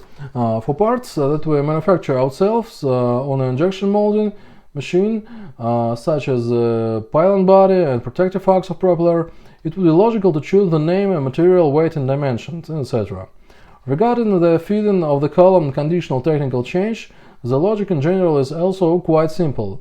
Namely, in this column we put down the comparison marks for two versions. The less sign means improved performance from the left to right. The more sign indicates deterioration in performance from left to right. The equal sign means that characteristics have no change. And the sign unequal means that quantities are either not comparable at this level of abstraction or their comparison is incorrect a priori. Accordingly, the limitation of using this form is that it cannot compare more than two configurations, as is often the case with the classical option list. The limitation once again underlines the essence of the structural option list tool, namely that it's solely an analytical tool for local work on comparing specific configuration and not a reporting document that captures to the top level status of the entire project as in particular a formal part of the classic option list. Let's consider the logic and order of filling the functional option list. With respect to the blocks function number, abstraction levels, designation of the function carrier, and function formulation of the functional option list, the filling logic is similar to the structural option list, i.e. the marketer can use end-to-end design data, namely the analytic table, structural model and functional model, which display all the necessary information. Regarding the logic filling in the columns with the standard and sport versions of the column blocked, description of the complex functional format performance plus function plus consumer characteristics, the following can be noted. In accordance with the wording of the same of this column, consumer characteristics are entered into it, namely a description of the consumer properties of the carrier of the function of functions for this configuration. The conditional consumer properties of the function carrier in this case include first, operational characteristics, second, tactile characteristics, third, visual characteristics, and the fourth, other characteristics.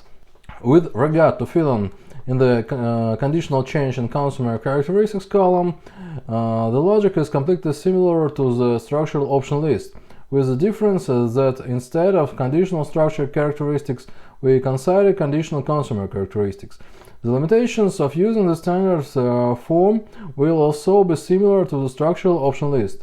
Note that in case of non-automated, i.e. manual filling, part of the column graph of the block description is the former performance plus function plus most significant consumer characteristics can be filled in based on the expert assessment of the marketer, as well as on the basis of information from marketing research. Individual columns can be filled in accordance with the technical requirements or technical assignment, depending on the project milestone. According to individual components, the wording in the columns of the block may be completely identical to the wording from the classic option list, which, however, is logical since both of these documents conditionally model the opinion of the end consumer. The logic of filling in the columns of this block is in fact similar to the logic of drawing up a certification basis, which is formed as part of obtaining a type certificate for a newly developed aircraft. For example, if in the structural option list we are in first approximation, i.e. rather abstractly, we describe the difference in physical characteristics for these two versions, such as material, weight, dimension, generally accepted standard, models of analytics and standards of the class, and so on. Conditional structural characteristics then in the functional option list, for example, for the carrier of the pylon body functions made of ABS plastic for the standard version and carbon fiber for the sport version, we already indicated the characteristics that are important especially for the end user and therefore for the marketer, namely for the standard version ABS plastic. Performance characteristics. First, resistance to operational damage, scratches, chips, grouts. Second, low rigidity compared to carbon fiber. Third, impact resistance, low brightness. Fourth, does not absorb vibrations. And fifth, Their electrical conductivity. Visual characteristics. First, the possibility of introducing any dew into the composition. Second, the possibility of forming both glossy and matte embossed surfaces. Tactile characteristics. The possibility of forming both a smooth, cold and rather rough, conditionally warm surface. Other characteristics. Chemical resistance to acids and oils. For the sport version, carbon fiber version. Performance characteristics. First, resistance to operational damage, scratches, chips, grouts. Second, high rigidity compared to ABS plastic. Low impact resistance is the third, increases brightness. Fourth, absorb vibration. And fifth, high electrical conductivity. Visual characteristics. First, the possibility of introducing any dew into the composition, and the second, possibility of forming both glossy and matte embossed surfaces. The next, tactile characteristics. The possibility of forming both a smooth, cold and rough, conditionally warm surface, and other characteristics, chemical resistance to acids and oils. For purchased parts, which for example include an electric motor, the list of the most significant consumer characteristics, respectively, with contain slightly different formulation. In particular, for the standard version, electric motors, 10,000 RPM. Performance characteristics. First, 10,000 RPM, and the second is the torque, calculated based on kilovolts or RPM. Visual characteristics. First, sporty coloring style in the exterior elements in the engine body, bright neon and metallic colors. Second, the formation of windows in the housing to visualize the coils of the rotor winding and give a sporty style. Third, inscriptions of the body of electrical motors made in special stylized sports fonts, contrasting white, illiterate font, etc. And the fourth, surfaces with embossed or uniform traces of mechanical processing resistant for fingerprints. Tactile characteristics. First, surfaces without sharp edges. Second, surfaces with a cold touch effect. For the sport version, 8,000 RPM electric motors. Performance characteristics. First, 8,000 RPM or kilovolts. Second, it's a torque calculated based on kilovolts. Visual characteristics similar to the standard version. Tactile characteristics similar to the standard version. Other characteristics similar to the standard version.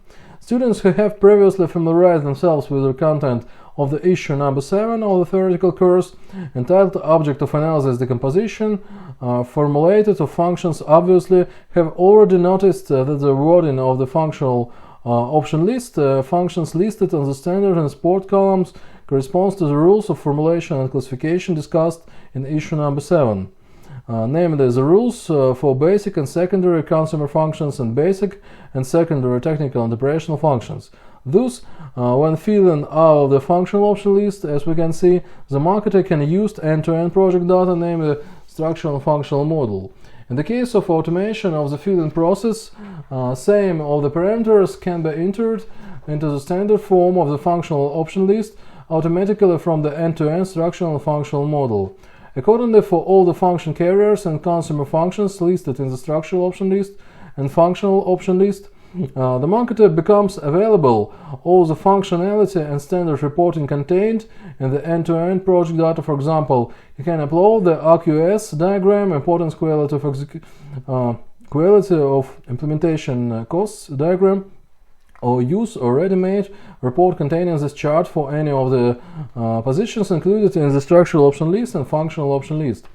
The similarity with the process of forming the certification basis, which I mentioned above in this case, lies in the fact that we do not include in the list of consumer characteristics, as a rule, the characteristics of ABS plastic that are not interested in the typical consumer. A representative of the target group, such as density 1.02 from 1.02 through 1.06 gram per cubic centimeter. The flexural modulus of elasticity is 2.1 gigapascal. Melting point 210 to 140 by Celsius, glass transition temperature 60 by Celsius, preservation of strength characteristics up to 103 by Celsius, sometimes to 113. Relatively low cost compared with the similar thermoplastics used in mechanical engineering, in particular aerospace industry, such as PE, polyester ketone, PI, Altem, polyester ketone, PEKK, and PSU, polysulfone, and etc. Even with respect to relatively inexpensive polypropylene and ABS plastic also has a price advantage in most cases. A similar list of characteristics can be formed for the carbon fiber body of the pylon in the sport version. The listed technical specification given in the option list format may be of interest rather to a design engineer, industrial designer, technologist, or strength specialist. Accordingly, this table in an expanded form may well be used in the framework of functional cost design, namely case number 3, in which we will consider an example of the development of a whoop frame. So let's move to formalize the differences described above between the content of the classic option list and the complementary analytical tools, structural option list and functional option list. The tables of the slides provide a list of the main differences, in my opinion, between the classic option list and the complex of structural and functional option list, on the basis of which it can be argued that there is an obvious positive effect from the use by the marketing department of these derivative instruments based on the value analysis and value design engineering methodology, and which are components of a set of design techniques designed to cost. The first and second position in the table of differences are formulated on the basis that the obvious difference is the possibility of a simplified but quite sufficient for the marketer as the early milestones of the project display of the complete structure of the product, which allows you to get firstly better visualization and secondly a more complete picture, for example in the process of making a decision, of making a presentation, unlike the classic option list, which represents the structure at the conditionally level abstraction, i.e. if we look specifically at our case, the classic option list gives us something close to a picture of the product structure corresponding to the third level abstraction. The structural option list and functional option list allow us to describe the structure up to the fifth level. Simply put, if a marketer comes to a designer and shows him a classical option list, then the designer isn't likely to immediately present the design structure of the product, even in the first approximation, but if, in addition to the classic option list, he also presents a complex of structural and functional option list, then the situation will be somewhat different, because in this case we are already more attached to the specific units, nodes and systems, aggregates and systems of the product design engineering structure. Of course, today no one goes to anyone in person, and it's usually practice, and all information will be uploaded either to the PDM system or to specialized software to support the development of the project. For example, I am not a proponent of the spending too much time in meetings, so it should be borne in mind that for some types of temperaments of specialists, in the case of managers, the leadership style factor is also added. Personal contact can be both extremely important and extremely harmful. The above described and at first glance insignificant case of interaction with the framework of the project's working group can be developed in the form of a situation that creates additional inconvenience in the form of the need for the marketer to contact the design engineer to clarify the structure of the product, which is fraught with loss of time, independent access to the design engineering documentation, which requires appropriate qualification, etc., distraction of the designer from his main activity, etc. in the case of using a structural option list and a functional option list. The marketer doesn't need to clarify anything from anyone, he simply generates two data documents based on the end-to-end project information, structural and functional model to the required level of abstraction. The first difference is that the structural and functional option lists are more abstract or conveniently informal from the point of view of classical marketing tools, in particular the classic option list, but unlike it. They provide a link between the basic and additional ANS options for the design engineering structure. In general, this remark again brings us back to the conditional high-quality visualization, which we already mentioned above. The corresponding abstraction and the lack of format mentioned is, for example, that is classic option list.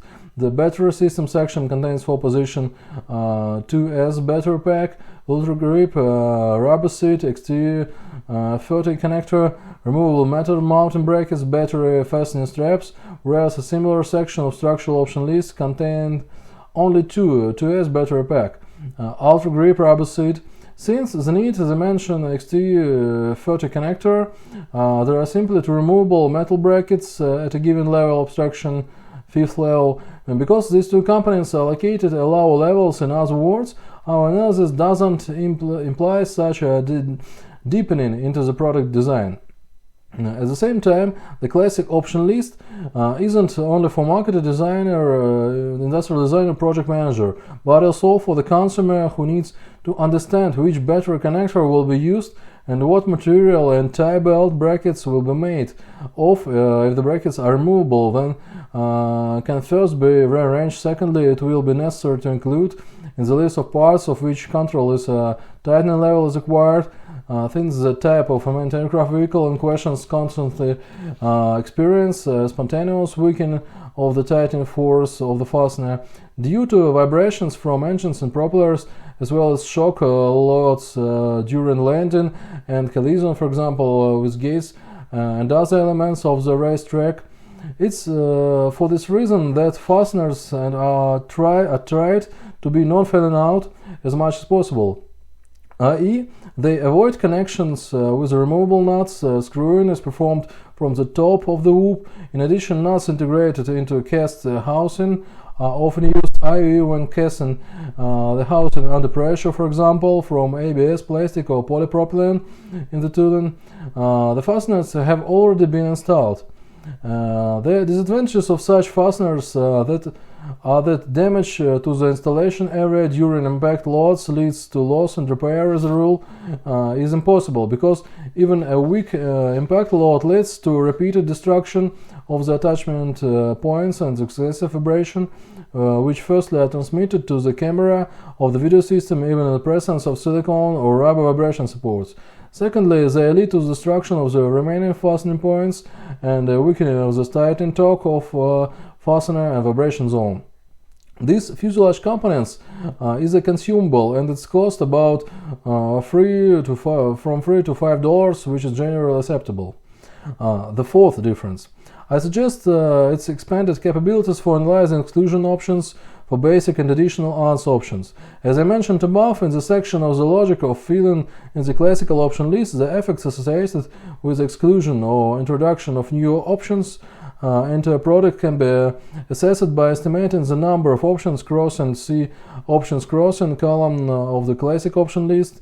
In the case of the classic option list and structural option list plus a functional option list, COL, SOL and FOL complex, we get the opportunity to evaluate changes, firstly in terms of structural characteristics, weight and dimensions, name of structural material, number of similar elements, name of trademark, used components. Secondly, in terms of consumer characteristics, operational, tactile characteristics, visual characteristics, etc.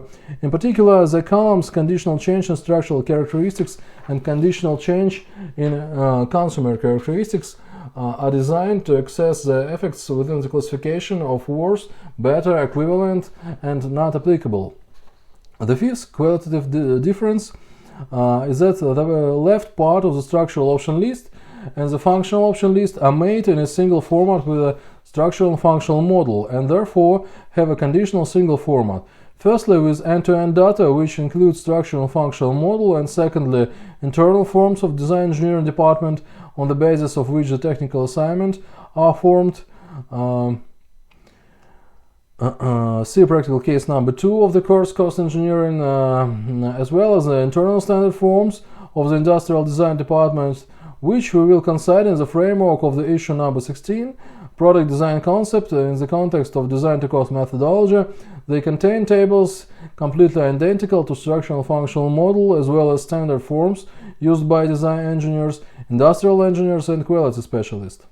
The sixth difference of the possibility of updating the complex classical option list plus structural option lists and functional COL, SOL, FOL as part of the use of mandatory end-to-end project data which are generated independently of the availability of requests from the marketing department, i.e. the latest approved version of the end-to-end data is always available to the specialist of the project working group, thus reducing the complexity of collecting initial data from analysis.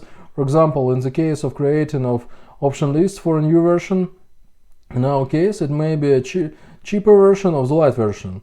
The seventh difference is the possibility of partial automation of individual stages formation of the complex classical COL, SOL, and FOL. In particular, in the first approximation, it can be assumed that within the framework of partial automation, i.e. by the method of autocomplete based on the end-to-end project data formed in accordance with using the value analysis and value design engineering methodology, based on the end-to-end project data formed in accordance with using the value analysis and value design and engineering methodology, the following data contained in the end-to-end project data can be added to the structural and functional option list.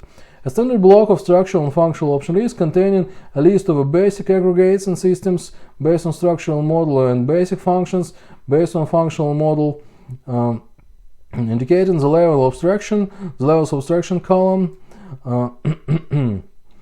standard and support columns of the structural option list can be filled in automatically based on the data from the analytic table. The standard and support columns of the functional option list can be filled in automatically based on data from the analytic table. Thus, the marketer can only manually put down the standard options in the column conditional technical change, the characteristic of the structural option list, and the conditional change in consumer characteristics of a functional option list. I would like to go into a discussion of the option of comparing technical and consumer characteristics by artificial intelligence, i.e. the possibility of fully automating the feeding of the structural and functional option list. Since I do not have sufficient competences in this area, however, even with this option, verification of the correctness of filling in two given columns on the part of the marketer and the rest of these columns too, by the way, it will be necessary in any case. Let me remind you that the classic option list is included in the list of standard end-to-end project data related to the area of responsibility of the marketing department, so we are not considering the issue of its automated filling. In other words, it will in any case be updated from milestone to milestone and will be available to members of the project working group. Thus, we come to the conclusion that in the case of complete or partial automation of the marketing and analytics module, within the framework of the design to cost methodology, in particular automation of the structural and functional option list and integration of the software model into a common systems information basis of which is the end-to-end project data, most of the fields of the structural and functional option list can be filled in automatically, which greatly facilitate the applied part of the marketing specialist activities within the framework of his activities in the project working group. As part of automation, specialists from the departments represented in the project's working group, namely cost engineering units, design units, quality service and marketing units, should be obviously be involved as potential users. In fact, case number 2 formulated the concept of a list data of a standard form that can exist both in manual and automated form. A similar concept of presentation was taken as a basis in this issue, whether the object of analysis is the role of the marketing department in the design to cost development system based on the value analysis and value design engineering methodology. In issues number 16, 17 and 18, I plan to similarly consider the role of the industrial design department, project management, project office and commercial service exclusively as aspect of preparing for commercial negotiations respectively. The prerequisites for the use of manual and automated application of the design to cost development methodology based on the value analysis techniques, their advantages of a ERP and PDM system in the early stages of project implementation, which includes the ability to generate analytical data in the absence of actual production calculation, detailed technical specification, and full-fledged design engineering documentation. Accordingly, when moving to the working design engineering documentation stage, serial design, the use of the design to cost development methodology based on the value analysis and value design engineering techniques loses its effectiveness, giving way to PDM and ERP systems. Accordingly, another option for using the design to cost development methodology based on the value analysis and value design engineering methods in its manual or automated version is the formation of analytics for venture products, which in terms of the availability of initial data and degree of abstraction are compatible to the pre-project stage.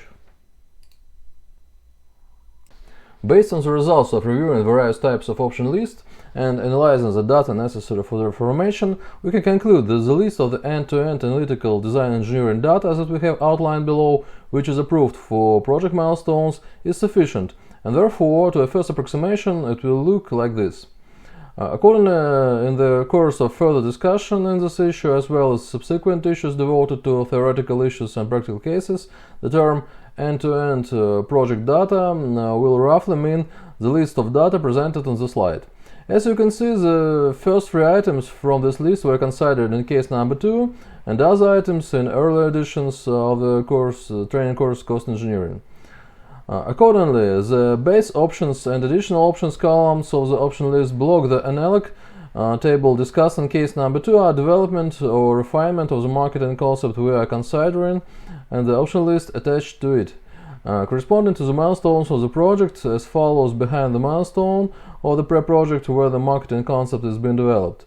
By development or refinement in this case, it's meant that an initial version of the marketing concept, such as details, for example, the material used of the standard in sports versions, may be omitted, whereas in the table of analogs given in case number 2, we already see a more specific description of the differences. For example, the use of ABS, plastic or carbon fiber manned aircraft vehicle fuselage parts in the standard and sports versions, respectively. It should be noted that it's on the basis of the forms of the structural and functional option list that we have considered that the columns of the list of production cost items at the strategic level blocks are subsequently filled in, which is the first approximation of cost accounting for basic and additional options, and the corresponding the early milestones, for example, the pre-project and the milestone of the technical proposal, and then the columns of the block strategic level commercial data, extended structure model, corresponding to later milestones, for example, the preliminary design, technical design, and milestones at the stage of working design engineering documentation. Part 3. Technical descriptions of the product and descriptions of its operational characteristics. There are two possible approaches to the issue of forming a technical description and a description of operational characteristics for a marketing concept at the pre-project stage. The first, an approach within the framework of the currently regulatory documentation or formal approach, and the second, an approach within the framework of the design to cost methodology based on value analysis. Before proceeding to consider each of these approaches separately, I propose to exclude the operational characteristics from the scope of consideration, since in this case the concept obviously means the parameters of the life cycle, which in turn should be indicated in the feasibility study. And as we already mentioned at the beginning of the issue, we are interested only in the context of the marketing section, which we have already analyzed. Thus, we can narrow down the scope of our consideration and limit ourselves to the formation of technical description. Part 3.1. Formation of technical description within the framework of the current regulatory documentation. From the point of view of regulatory documentation, we can single out a group of documents that regulate the preparation of a technical description in one way or another, namely GOST 2.105, United States System of Design Documentation General Requirements for text documents, contains a description of terminology, document structure, design requirements, etc. for documents such as technical description. And second, the GOST 2.106, United System of Design Documentation, text documents. contains requirements for documents containing mostly sorted text, such as explanatory note and other text documents, which may include a technical description or technical assignment. I would pay special attention to section 4.10 explanatory note. This is, for example, an explanatory note to a technical or a draft design. In particular, subsection 4.10.2 and the need to. First, descriptions and justifications of the chosen design, indicating which parts are borrowed from previously developed products. And secondly, the expected technical and economic indicators. And if, according to the second point in the explanatory notes to the technical or draft design, there is some, albeit very abstract material that can be obviously be supplemented with analytical data on the results generated within the framework of design-to-cost system, by analogy with the section economic indicators, the technical assignment on issue number 10 of our training course, then in part, as we can see from the first point, we're talking about nothing more than an indicator of technical novelty, as it's understood within the framework of a theoretical presentation presented in our training course, namely the calculation of the ratio and conditional new and old components in the product we can call old components borrowed from similar products of the previous generation. Thus, we see that the output of the analysis within the framework of design-to-cost methodology based on the value analysis is in fact already included in the sections of individual United System of Design documentation documents. Let me remind you that in previous issues I have already mentioned about GOST R.2053, which introduces the concept of electronic functional structure or EFS, and design engineering electronic structure or DEES, completely identical to a functional model and structural model in value analysis. So GOST 2.102 types and completeness of design engineering documents contains information about acceptable letter designations for documents, including the technical description.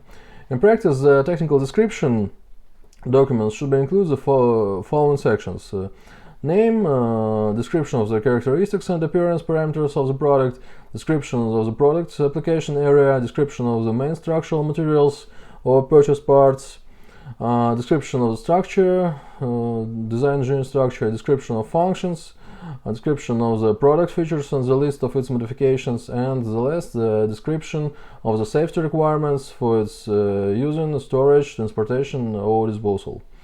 In case one of the listeners didn't have time to draw parallels, I will do it myself. Each of the listed items corresponds to a specific section. Part 3.2 Formation of technical description within the framework of the design-to-cost methodology based on value analysis. In accordance with the approach used in the framework of the design-to-cost methodology based on the value analysis and pre-project stage, the main documents containing the technical and operational characteristics of the product reflected in the marketing concept are presented in the second column of the table. The results of the formation of a technical description of a product, conditional standard in accordance with the regulatory documentation, and conditional extended design-to-cost method based on the value analysis, is a comprehensive final technical description of the product presented in the third column of the table. Part 4 Preliminary sketches and photorealistic images of the device. Text comment. The formation of sketches and the frame being developed isn't considered in the framework of today's issue, since an industrial design isn't included in the list of my skills, but for clarity several photos of analog frames are inserted in the section. If there is a full-fledged design engineering project, it would be logical to include it in applications rather than placing sketches as part of the text part of the marketing concept. Students can form a general idea of analytics by familiarizing themselves with the models presented on the slide dedicated to positioning. In issue number 16, Product Design Concept in the Context of Design-to-Cost Methodology, a more detailed analysis of the possibilities of using end-to-end design engineering data in the field end-to-end product industrial design end-to-end data in the field of practical design as part of the application of the design to cost concept will be performed based on the value analysis. Part 5. Marketing plan. Note that the marketing plan section of our product concept should be correspond to the marketing plan section of the business plan, and given that it will exceed in terms of detail, and more correct wording would be opposite by the marketing plan section of the business plan being more general should not contradict the marketing plan section. The marketing plan of the product concept. 5.1 General market situation. 5.1.1 Marketing mix. We will consider the marketing mix tool in a little more detail than other tools due to its complexity and multiple compatibility with design to cost tools based on the value analysis, which will be seen in particular from the presentation, which is in fact a report on the use of the marketing mix tool. As we mentioned above, the possibility of using end-to-end project data generated in accordance with the design to cost methodology based on value analysis is already presented on the second slide, product. Namely, using the example of the formation of the 7P matrix for the product criterion, we see that the 5 of the 7 components of this criterion can be analyzed using typical end-to-end design data as part of the assessment of the actual condition relative to the average market parameter for the functional criterion by using the functional model and the functional option list, as well as for the level information or degree of novelty criteria by using the report on the degree of novelty of the product. In addition, with respect to the lines, design, quality, and technical characteristics such as end-to-end data and design data within the framework of the design to cost methodology. The degree of satisfaction, the quality of implementation in combination with the RQS diagrams and the functional basis respectively can be used. It should be noted that on this slide the methodology column is called alternative evaluation methodology, and indeed in all lines except the assortment line, alternative methods to traditional marketing methods used within the framework of the marketing mix tool are indicated. Of course, alternative in this case means complementary to traditional methods, not replacing them. If we consider the marketing mix formed using traditional marketing tools, then for the lines design, quality, functionality, and assortment, we could specify such methods: the formation of an option list, competitive analysis of properties and assortment, and the quantitative surveys to the target audience, and for the lines, localization level, technical characteristics, the expert assessment method. The symbol of the status column or emoticons for the parameters level of innovation degree of novelty is 20 by 100%, and this market is green in green. Since the degree of novelty of 20% is normal for a new generation product, i.e. this entry tells us that the degree of novelty relative to the average market product of the previous generation is 20%, which is 100 satisfactory value for the market. For other parameters, compliance with the average market indicators is indicated, i.e., for example, in terms of design, we conditionally meet the average market requirements by 50%.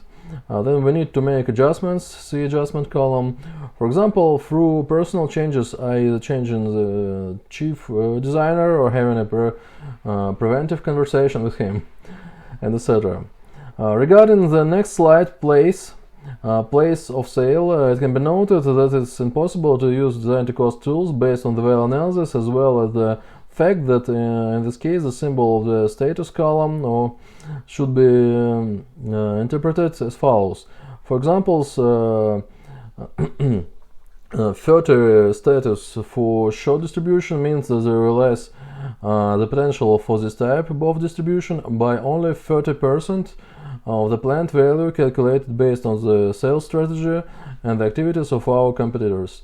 Thus, this slide contains only relative deviations from the average market values and not relative values of sales volume through this channel or through this type of distribution. Regarding the next slide, the purchase process or the purchase slide, it can also be noted that it's impossible to use the anti-cost tools based on the value analysis. Regarding the slide selling price or price, The use of design-to-cost tools based on the value analysis is possible as part of the formation of the selling price from the price of individual functions. In fact, we are talking about one of the types of pricing techniques used in the marketing along with such well-known methods as to-cost and cost-plus, namely functional pricing, which we have already mentioned in previous theoretical issues.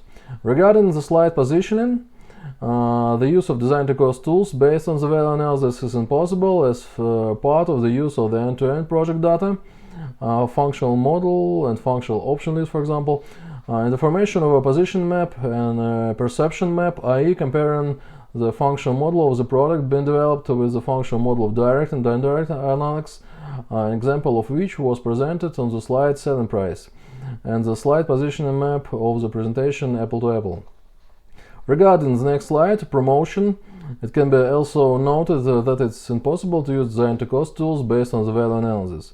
Regarding the packaging slide, the use of design-to-cost tools based on the value analysis is possible as part of the change in the list of functions, additional compartments for wires, instructions, additional rigidity of packaging, the possible of using packaging for storing spare parts, and etc.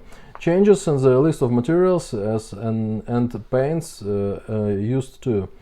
The possibility of using design-to-cost tools based on the value analysis, in particular brand book changes, logbook, gitline, etc., will be discussed in more detail in issue number 16, Product Design Concept, Product Industrial Design Concept in the context of the design-to-cost methodology. Thus, we see the possibility of using design-to-cost tools based on the value analysis on 4 of the 7 slides of the presentation analysis of the marketing mix of the SDR 120 product. Part 5.1.2 Setting, analyzing and managing marketing goals. A brief description of the methodology. The essence of the methodology for determining marketing goals in a company can be summarized as follows. We identify 4 blocks: business goals, marketing goals, communication goals, and media goals. For each block, the current state and target plan are evaluated. Planning is usually performed as a percentage of growth. Initial data. The list of initial data includes sales and profits, budget size, target audience parameters, age, volume, etc.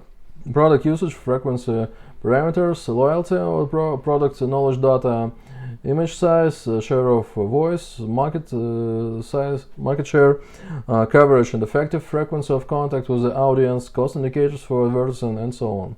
The standard tools used in the formation of initial data include a business plan and marketing research. Compatibility with design-to-cost tools based on value analysis. It can be argued that there are no direct points of compatibility of the technique with design-to-cost tools based on the value analysis is the status in A. Availability of a standard calculation form. The standard calculation form executed in a tabular editor available as a part of a training course, application of value analysis tools in marketing. Part 5.1.3 Determination of general vector of development by the ADL matrix construction method. A brief description of the methodology. So, the essence of definition methodology is as follows. The first step is to determine the first variable of the matrix, the degree of maturity of market. In fact, a table has been filled in which is vertical indicates such sections as how fast is the market in which a company operates growing, how high is the market potential, access the level of competition of the market, and etc. Horizontally, there is a group of columns, degree of maturity of the industry, market segment, which includes the columns nascent stage, growth stage, mature stage, and agent stage. The second step is using a familiar methodology is to determine the conditional definition of the first variable of the matrix, the stability of your company's position in the industry. And the third step is to select the strategy form from an existing list created specifically for the ADL matrix.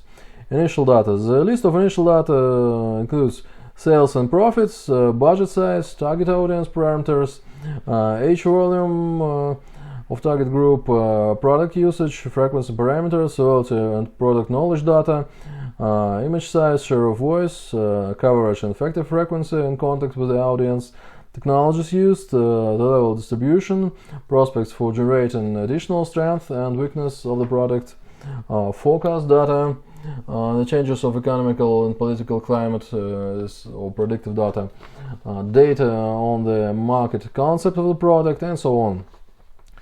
The standard tools used in the formation of initial data includes exclusively marketing research, which can be attributed to the advantages of this technique. Compatibility with the design-to-cost tools based on value analysis. It can be argued that there are no direct points of compatibility of this technique with design-to-cost tools based on value analysis. Status NA. Availability of a standard calculation form. A standard calculation form made in a tabular editor available as part of the training course using value analysis tools in marketing. Part 5.1.4. Identification of the strength and weakness of the product by SWOT analysis. A brief description of the methodology. So, the essence of the definition methodology is to fill out the final ephemeral form, which is a conditional square divided into 4 corresponding blocks: strength, weakness, opportunities, threats, and the interpretation of the information presented in this form. However, this form of representation, as is often the case, is only the tip of the iceberg, or rather of the fourth stage of the analysis, i.e., it's not filled on the fly, but it's filled on the basis of lower level analytics generated of the first 3 stages. SWOT is more interesting from the point of view of our case, the secondly and the most time consuming, about 95% of the complexity. In particular, we're talking about the stage of finding strength and weakness, as well as the stages of identifying growth opportunities and identifying threats, where we form tabular models describing such parameters of search direction, appearance, product properties, price, costs, brand image, investments, personal, etc. Options, key success factor of the segment, factor rating, advantages our competitors, disadvantages compared to competitors, similar and etc. A similar in-depth analysis is carried out for the second and first stages, but they are of less interest to us since they do not even have indirect possibilities of using the toolkit of the complex of design-to-cost techniques based on the value analysis. At the first stage, which includes an assessment of such parameters as product properties in particular product functional characteristics, price, and costs, namely product growth, cost growth, and other cost parameters, I would like to draw the attention of the listeners since the need to evaluate these parameters is like just what we are interested in, i.e. confirmation of the possibility of using the toolkit of a set of design-to-cost techniques based on the value analysis, namely functional model's ability to calculate at least the price, and in some cases the cost estimate by summing up the costs of individual consumer functions, i.e. the tools used in the value analysis.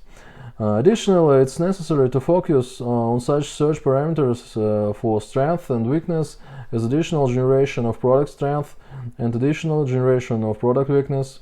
Since the actual definition of the strength and weakness of the product isn't given in the SWOT analysis as a part of the SWOT methodology, we simply list firstly the disadvantage, secondly the reasons for the refusal, and thirdly the characteristic. And in this case, I consider it absolutely appropriate to use the classification of strength and weak sides of the product used in the value analysis, namely the weak side of the characteristics with the largest deviation. In the AQS diagram, for example, the ratio of importance quality or performance cost of the consumer function. The strong side is a function or characteristic for which the AQS parameters are as close as possible or ideally equal. Students who have read the previous editions of our training course in the basic concepts of value analysis, in particular the editions that deal with the construction of AQS diagrams, should remember the concept of functional product balance. introduced in the framework of the cost engineering training course, which is assessed by the level of compliance of the relative parameters of AQS diagram.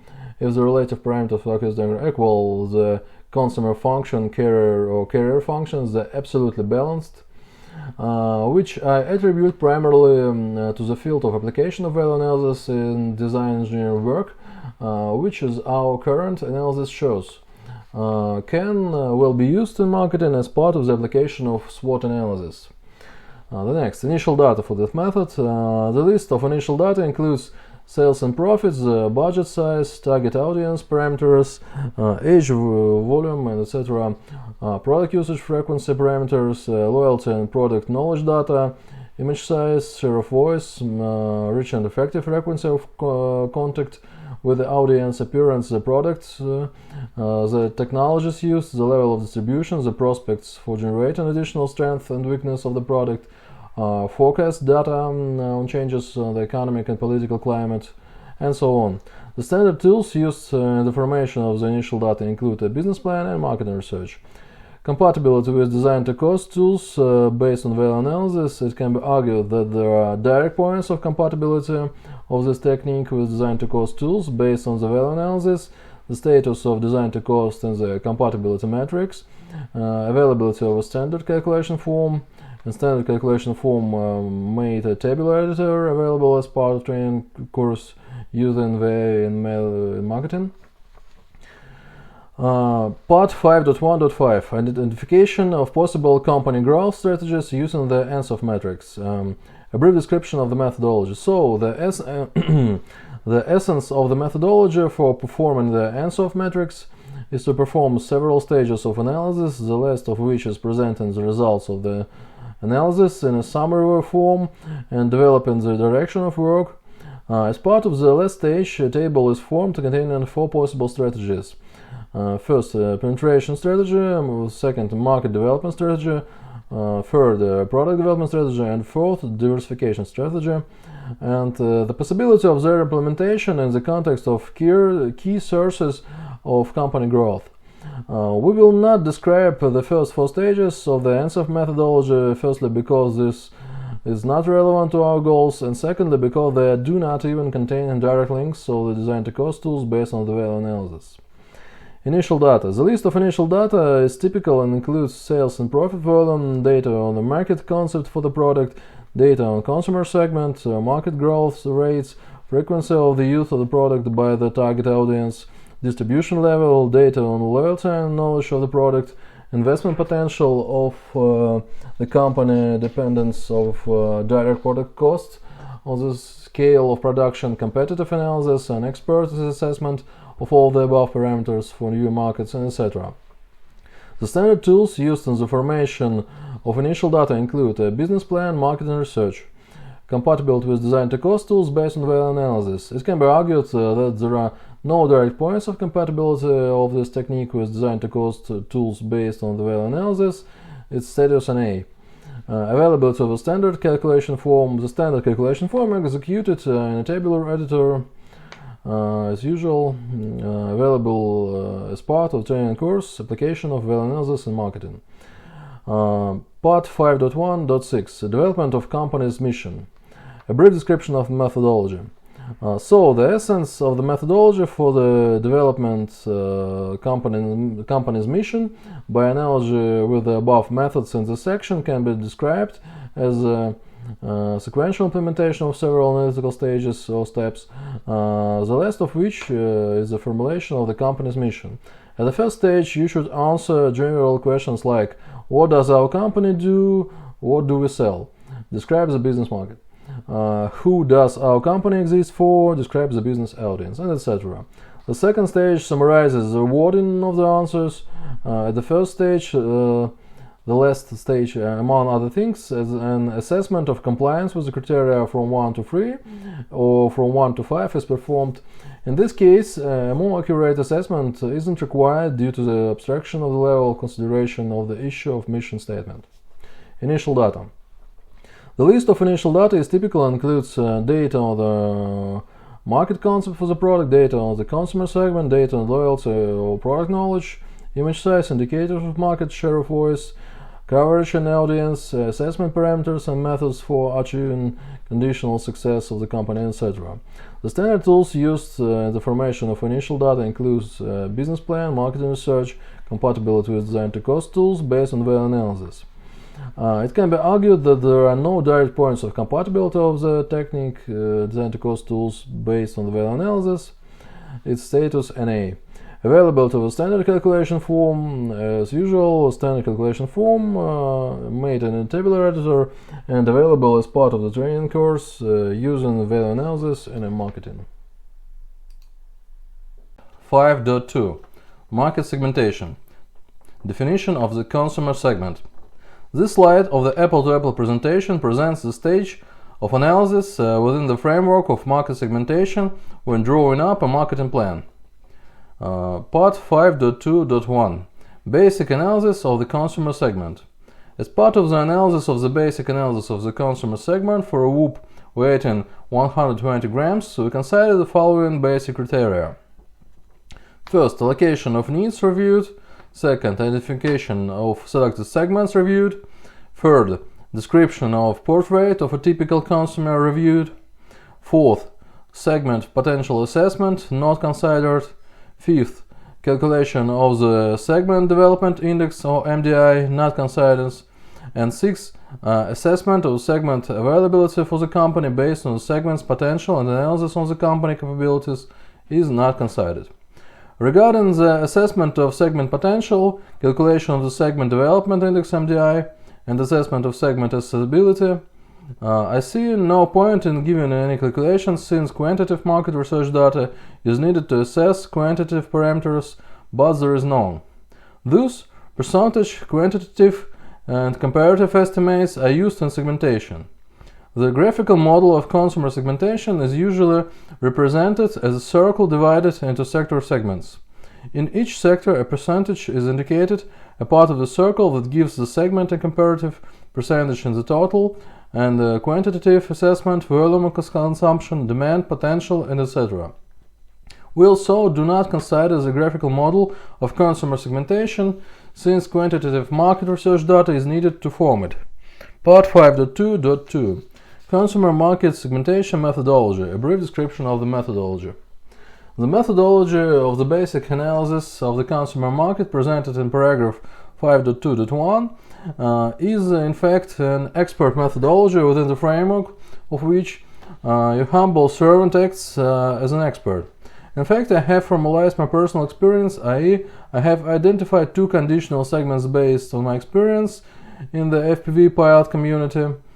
Judging by the number of articles in which HR specialists compare generation X and Y segment 1 in my classification can be divided into at least two segments, segment X and segment Y and Z, or even into three segments, segments X, Y and Z. However, I don't see much point in doing such an analysis within our case. So, in addition to the presented methodology, the alternative methods for identifying segments of the consumer market, we of course do not consider the commodity market, but we know that separate methods are used for it. These alternative techniques are in many ways similar to our considered, one considered with the only difference being that, like previous classical marketing techniques, they can be described in a sequence of steps, namely selection of segments criteria mostly correspond to the content of the columns, basic criteria and private criteria. The second, description of consumer potential in the case of completely new product and a new brand, and current in the case of well-known brand when launching a new generation of products on the market. And third, description of your competitors' consumers. Next, a matrix of possible segments is formed with arbitrary names assigned to them, for example, grandfathers, Pensuki, Skufes, Kafes, Kuzmichi, Sigma, Minions, Shkalatrons, etc. Initial data. The list of initial data is typical and includes data on the consumer segment, data on loyalty and product knowledge, image value, indicators of market, share of voice, coverage, and audience, and etc. Compatibility with design to cost tools based on value analysis. It can be argued that there are no direct point of compatibility of this technique with design to cost tools based on value analysis. Status NA in the compatibility matrix. Availability of a standard calculation form. a standard calculation form made in tabular editor available as part of the cost engineering training course for marketers. Part 5.2.3 Analysis of the availability of segments to expand the product range using the McKinsey and GE matrix formation method. A brief description of the methodology. To a first approximation, we have identified two consumer segments. However, given that within the selected segments, different brands may have different price positioning, which we have already discussed above in the context of the apple-to-apple analysis, the analysis using the McKinsey and GE matrix formation method may well be performed if desired. In particular, for segment analysis in the context of competitiveness and etc. In this case, we will not analyze McKinsey and GE matrix formation method, and will limit ourselves to brief description of this method and the mention of the availability of a standard form for its implementation in the list of materials of a specialized training program for marketers as part of the cost engineering training course. So, the essence of the McKinsey and GE matrix formation technique is to perform the following analytical steps. Definition of criteria for assessing the competitiveness of a product. It describes criteria as a weight of the factor, the severity of the factor from 1 to 10, the final score for segments, i.e. in our case for segments 1 and 2. Definition of criteria for assessing the alternative attractiveness of the market that the brand plans to enter to the current market. The assessment methodology is similar to the previous paragraph. Selection of criteria for assessing the competitiveness of a product from the list formed from two previous paragraphs. Forming a matrix of segments and drawing up a marketing plan. Initial data. The list of initial data is typical and includes data on the consumer segment, data on loyalty and product knowledge, indicators of market share of voice, reach and audience data on the financial resources of the company, data on the uniqueness of the product, the magnitude of the image, brand strength, data on level of competition, data on volume sales in the segment, data on advertising cost in the segment, data on sales volume in the segment, and etc. The standard tools used in the formation of initial data include a business plan, marketing research, and compatibility with design-to-cost tools based on value analysis. It can be argued that there are no different points of compatibility with this technique with design-to-cost tools based on value analysis. There is status in A. Availability of a standard calculation form. A standard calculation form made in tabular editor available as part of the cost engineering training course for marketers. Part 5.2.4 Calculation of market capacity for segments. A brief description of the methodology. So, the essence of the methodology for calculating market capacity for segments is as follows for the segment defined for the previous stages of the marketing plan formation, in our case 2 segments. The following are formed. Calculation of capacity bottom-up from the consumer or customer base for individual periods or years based on the parameters such as total audience size, degree of audience penetration, the size of the audience actually using products, the average number of purchases per year, the average purchase plan price. For the table as a rule, a summary is formed block that describes the potential and actual market capacity. A bottom-up summary calculation of capacity from the consumer or customer base for previous periods, that current period year, and forecast future periods. Initial data. The list of initial data is typical and includes data on the consumer segments data on loyalty and product knowledge, average purchase price, average number of purchases, data on coverage and audience, and etc. The standard tools used in the formation of initial data include a business plan, marketing research, compatibility with design-to-cost tools based on VA. It can be argued that there are no direct points of compatibility of this technique with design-to-cost tools based on value analysis. Status in A.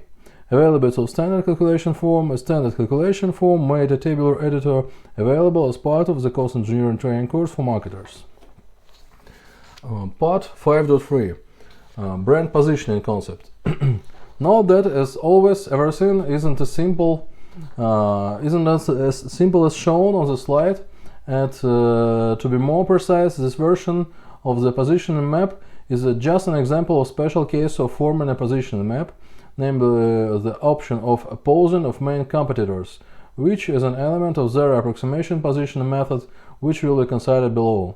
This formulation is borrowed from the zero approximation positioning technique, to which we will devote the next few minutes in this video. Without delving in the theoretical and practical issues of positioning in this case, which will be more partly discussed below as part of the formation of a marketing plan, for the WOOP marketing concept, we will begin to describe the stages forming a positioning map. The first step on the slide is usually to depict a one-dimensional coordinate system in which the product of physically positioned, i.e. depicted between groups of classes from left to right, from a lower class to a higher one. In terms of a WOOP type unmeasured aircraft system, we can cite such classes as toys with FPV and a mutable set of helmet plus remote control plus drone. WOOP with a home rank class FPV system and WOOP with a semi-professional class FPV system. Conditional professionalism in this case can be based, for example, on the technical characteristic of a communication system and video system. For example, for these two classes we are talking about analytical video systems, and the third about digital, for example, DJI or Free.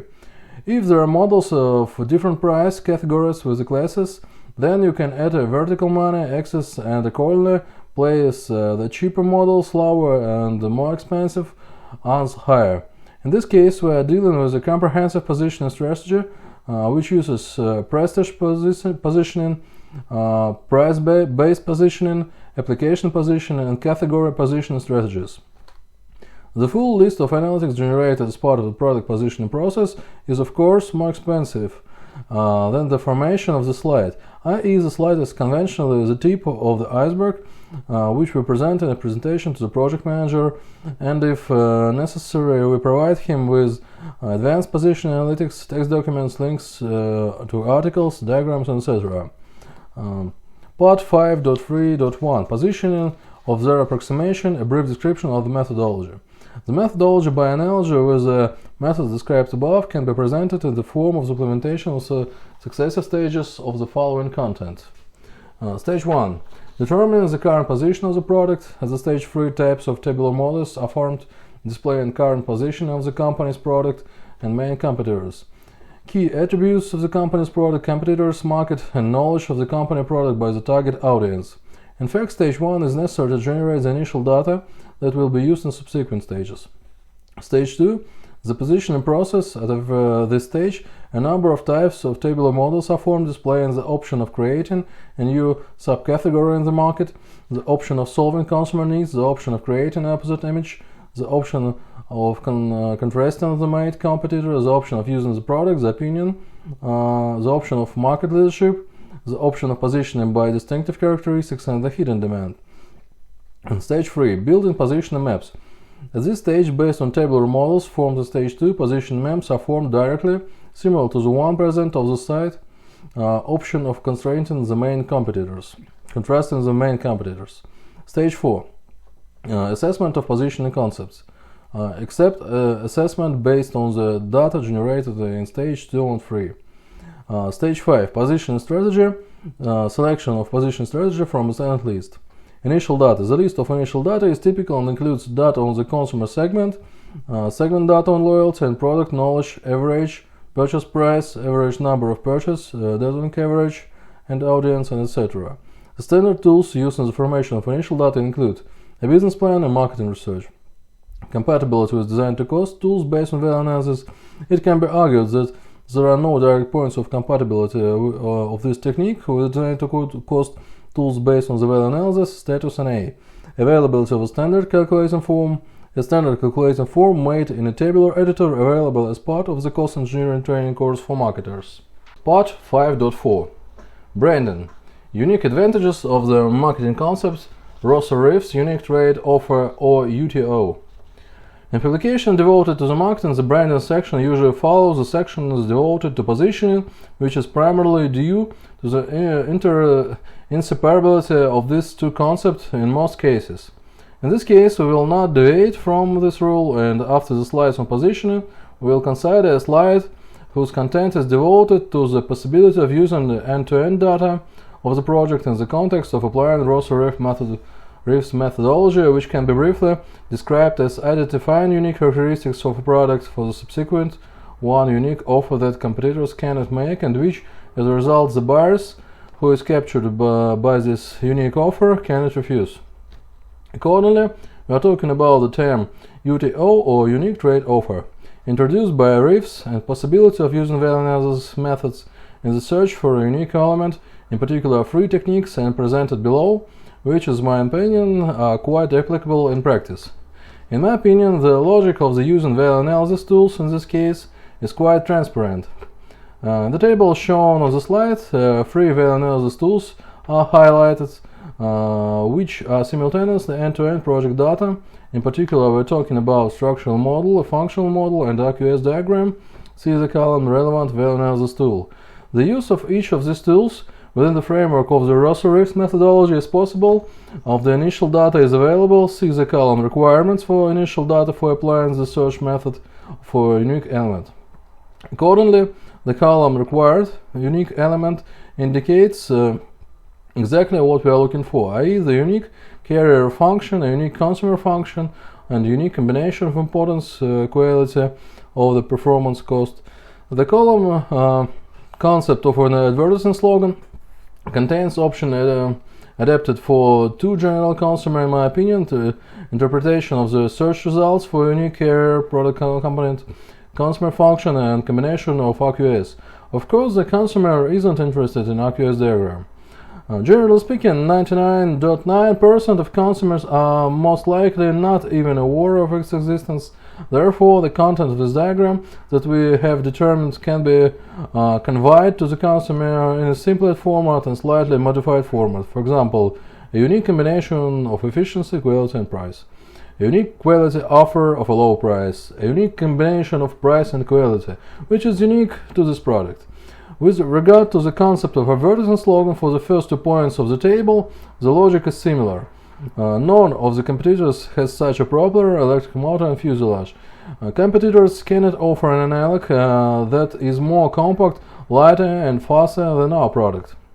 Note that since the concept of the advertising slogan contains a comparison with competitors' products, including in terms of weight characteristics, in addition to the already listed end-to-end project data, it will obviously be necessary to use at least 2 more types of the end-to-end project data, namely a table of analogs and wait list, the contents of which have been reviewed. We will discuss this in more detail in practical case number 2. Part 5.5 Pricing concept. The next stage of the marketing plan is the formation of pricing concept. Initially, I didn't plan to create the table that you see on the screen, which was later called the pricing concept definition table, as part of the formation of a marketing plan. However, some texts and tables essentially born by themselves at the intersection of several areas of knowledge.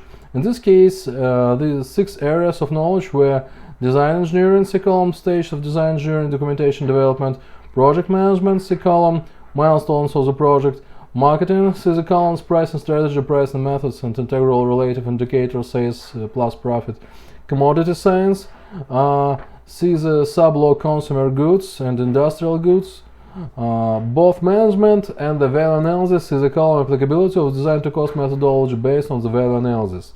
Before commenting on the slide, I would like to make a few reservations. Firstly, when creating the slide presented to your attention, I used well-known deduction methods thanks to Sir Arthur Ignatius Conan Doyle, i.e. first describing the overall picture containing a set of possible strategies and pricing techniques with a subsequent demonstration of the place that the product under development occupies in this complex. Secondly, in this table, we limit ourselves to considering exclusively transport engineering. Therefore, for example, on the column industrial goods, airplanes, ships, locomotive, and etc. are given as an example. Thirdly, as part of the review of this table and the pricing concept within the framework of the marketing plan in general, we do not consider such individual big issues as classification of prices in global and domestic markets, factor influence in price, and the stages of formation of the pricing strategy. Nevertheless, I would recommend that students familiarize themselves with these issues at least superficially, since in this case the effectiveness of the perception of the material of course training course cost engineering will obviously be higher. In general, this table is nothing more than a compilation of fragmented data on the subject of pricing, which I was able to find in various sources, presented in a format corresponding to the topic of our today's issue.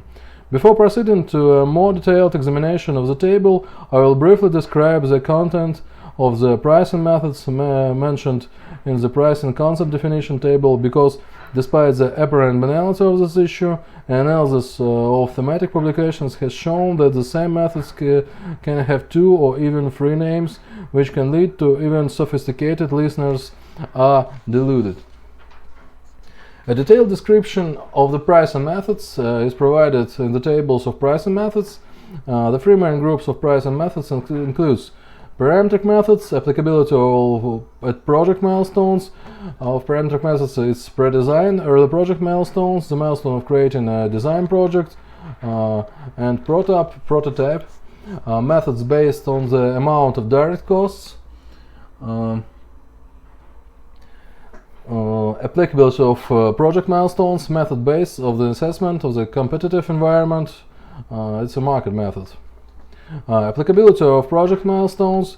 The first column of the table lists typical pricing strategies corresponding to the listed groups of pricing methods. I put this column firstly to ensure continuity, i.e. the transition from strategy to groups of pricing methods. About methods based of the assessment of the competitive environment, it's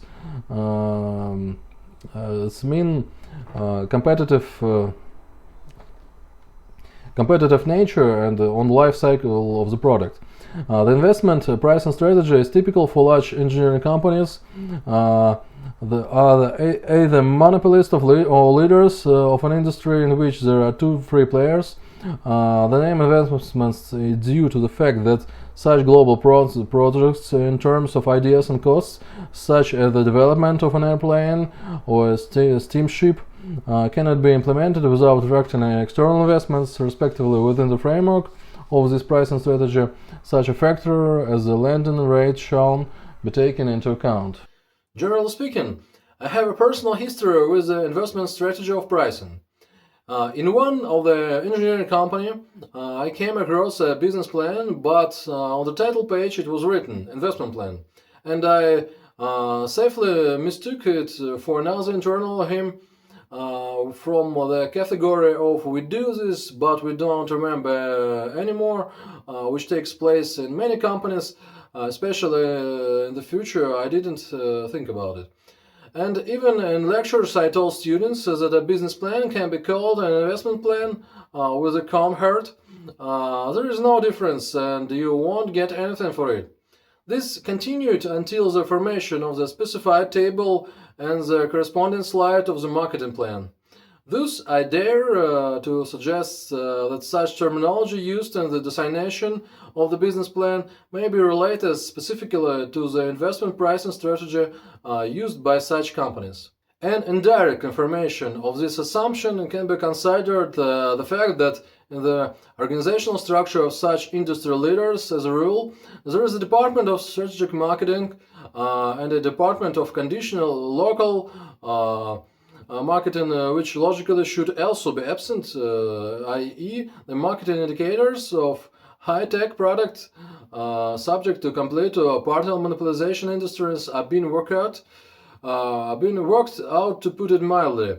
At the top, based on their they won't buy anyway approach, and the most elaborated of the analytically sound indicator in this case is selling price, which unlike most consumer goods can remain constant throughout the entire life cycle, adjusted the inflation, which is generally shown in the table of the slide. Part 1. Parametric pricing methods. I would like to immediately protect the audience from a common mistake, namely attributing parametric pricing methods to expert assessment methods due to such properties as low accuracy, high labor intensity, and the need to involve experts with relatively high-level qualifications. Generally speaking, confusion begins already at the level of the names of methods, since there's a pricing method called the unit price method, and there is a method of expert evaluation called the method of comparing combined technical and economic parameters in which an expert, and in the case of video about Sine Loop 25, blogger compares nothing more than specific parameters such as dollars per square meter, dollars per kilogram of drone, dollars per meter of car, and etc. Those specific parameters appear everywhere, but in the first case we form the selling price from them, and in the second case we simply compare how much a kilogram of drone of the previous generation costs and how much it costs for the current one, i.e. the meaning of ultimate goal of actions are different.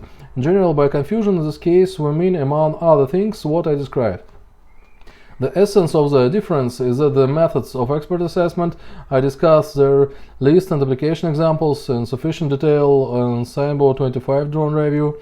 As I understand them, and as a cost engineer should understand them within the framework of the concept proposed of the framework of the cost engineering course used to determine individual the parameters used in turn in the framework of parametric pricing methods. Example of such parameters are significance, importance, or relevance, and degree of satisfaction. So all the dots over I are placed, which means that next we proceed directly to the consideration of parametric analysis methods.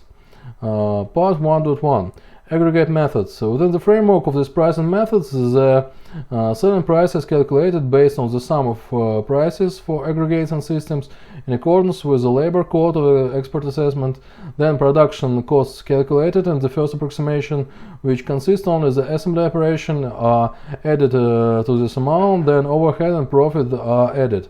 The students who got acquainted with the case number 2 of the cost engineering training course certainly learned the aggregate method, the calculation scheme that we used on the right side of a manned aircraft vehicle analog table. Regarding to the accuracy of this method, as well as the rest of the parametric methods that we will consider below, we can only note the following. Yes, it's slow, but it's obvious that the stage of the pre-project and the early stages of the project is better to have such a calculation than not to have any. For about 3 years, I participated in a project to develop a luxury car in which the aggregate method was used at the pre-design and early stages of the project. I thought it was called somewhat differently in our department, bomb formation or bill of material formation.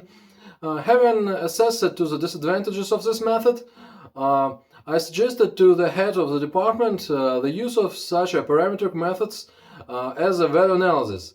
My proposal was considered and even managed to give an introductory lecture to my colleagues, however weak.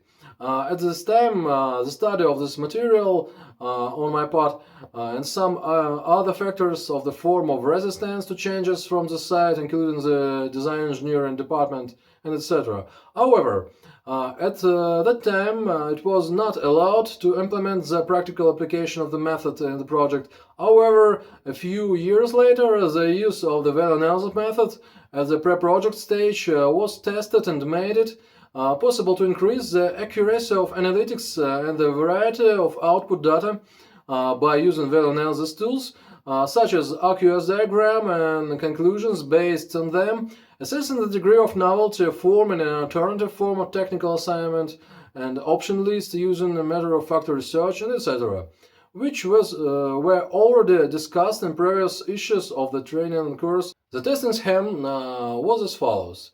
After completion, materials about value analysis tools were first published on the Value Analysis for Cost Engineers channel in the format of lectures and practical cases, then tested with students at the university, and only after that used in practical activities. Generally speaking, the aggregate method is the most popular method of the so-called classical cost engineering. This term was introduced in issue number 2 of Cost Engineering Training course. Due to the above circumstances, I will pay a little more attention to this parametric method than the others. The popularity of the aggregate method is due to the fact that it's quite simple and cheap to use, and also doesn't require the analyst to have a knowledge in related fields, such as knowledge of the product design and manufacturing technology, knowledge in the field of industrial design, marketing and quality management. Even in terms as Excel knowledge, its requirements are relatively low. Necessary skills in working with big data, formulas and function, in particular of lookup. Formatting and visual presentation skills are desirable for the tabular data, and presentation skills are also useful. In fact, to perform an aggregate analysis, you need firstly a simplified product structure at the level of the main aggregates and systems, secondly, a cost plan for the main aggregates and systems, and thirdly, the plan to a level of production costs for the product, usually presented as a coefficient, as well as the level of the overhead and profit. In this case, the technical commercial proposal, or TCP, can be presented without an application with detailed calculation. Respectively, calculation analysis skills are also not required. The advantages of this method include the fact that it allows you to perform the analysis in the shortest possible time. The disadvantages are low accuracy, the inability to use commercial organizations because you actually have no arguments for lowering prices in the form of strange calculations or other analytics, the inability to justify target prices, the inability to form an action plan to reduce costs except by replacing suppliers. From the point of view of the primitiveness of product modeling, I would put the aggregate method second after displaying the product in the form of a classical option list. Marketers, no offense. I understand that this is how it's accepted, it happens, and at the pre-project stage, perhaps a more complex model within the framework of marketing analysis isn't required. Part 1.2 Method of Form and Expert Calculations, Cost Breakdowns, or CBD. The method of form and expert calculations is usually used in combination with the aggregate methods within the framework of so-called classical cost engineering, see issue number 2 of the training course, Cost Engineering. The main advantages of this method is the possibility of using expert unconfirmed calculations, but it also has a disadvantage at first glance. It may seem that these methods should be classified either as a group of cost methods or as a group of market methods, since this process of form and expert calculations or unconfirmed calculations, we are in any case forced to operate with the concept of direct cost. However, this assumption is incorrect, since within the framework of this classification, the condition for using expensive and market methods is the availability of reliable, i.e. actual calculations, or in other words, calculations verified by the production site, the presence of which is typical as a rule already for milestones of mass production. This feature is taken into account in the disadvantages section for costly and market-based methods in the form of conditions such as first, the need of a complete list of commercial offers, the need of actual confirmed direct cost for product components. In short, we conditionally do not consider all expert calculation made in a hurry on the knee by the cost engineer himself or calculations adjusted to the price of the shopping center received from the supplier to be real calculations, but refer to the elements of the parametric method of form and expert calculation with all the advantages and disadvantages of parametric methods. The question of the advantages and disadvantages of expert calculations and working with them was discussed in more detail in issue number 2 of training course Cost Engineering under the title issue number 2. Criticism of classical approaches, the theoretical and practical cost engineering. Part 1.3 Unit-specific price method. Within the framework of this pricing method, based on the statistical data on an analog or a product of the previous generation, the cost or range of cost per unit weight of components of their geometric parameters is calculated. It's a kilogram of drone, kilogram of bicycle, square meter of drone, meter of motorcycle, cubic meter of car, and etc. of the analyzed product. In addition to physical and geometric parameters, the unit price method can be used. 1.4 Configuration methods. Consumer bundling method is a pricing method, the essence of which is determine the selling price using an option list and list of product configuration based on it. Each item from the option list, which is essentially a product representation model in the form of a set of basic conditional options, is assigned a conditional option sale price by expert evaluation, including using value analysis based on the prices of analogs and products of the previous generation, on the basis of which the final sales price for the complete sets are formed. A practical example of the applicability of the value analysis as part of the formation of consumer configurations was considered by us above as part of the consideration of the classic and functional versions of the option list. Part 1.5 Scoring method. Scoring method is a pricing method, the essence of which is that for each component of competitor's analog or previous generation analog, its advantage statistical significance in points determined based on its share in the cost of the product, i.e., if you assume that the entire product is 100 points, then it's 100 points safely. They are distributed among the analog components due to the conditional price of the first point is determined. Next, an upper-level design team, main units and systems is formed for the product being developed, and its cost is calculated based on the cost of points defined above.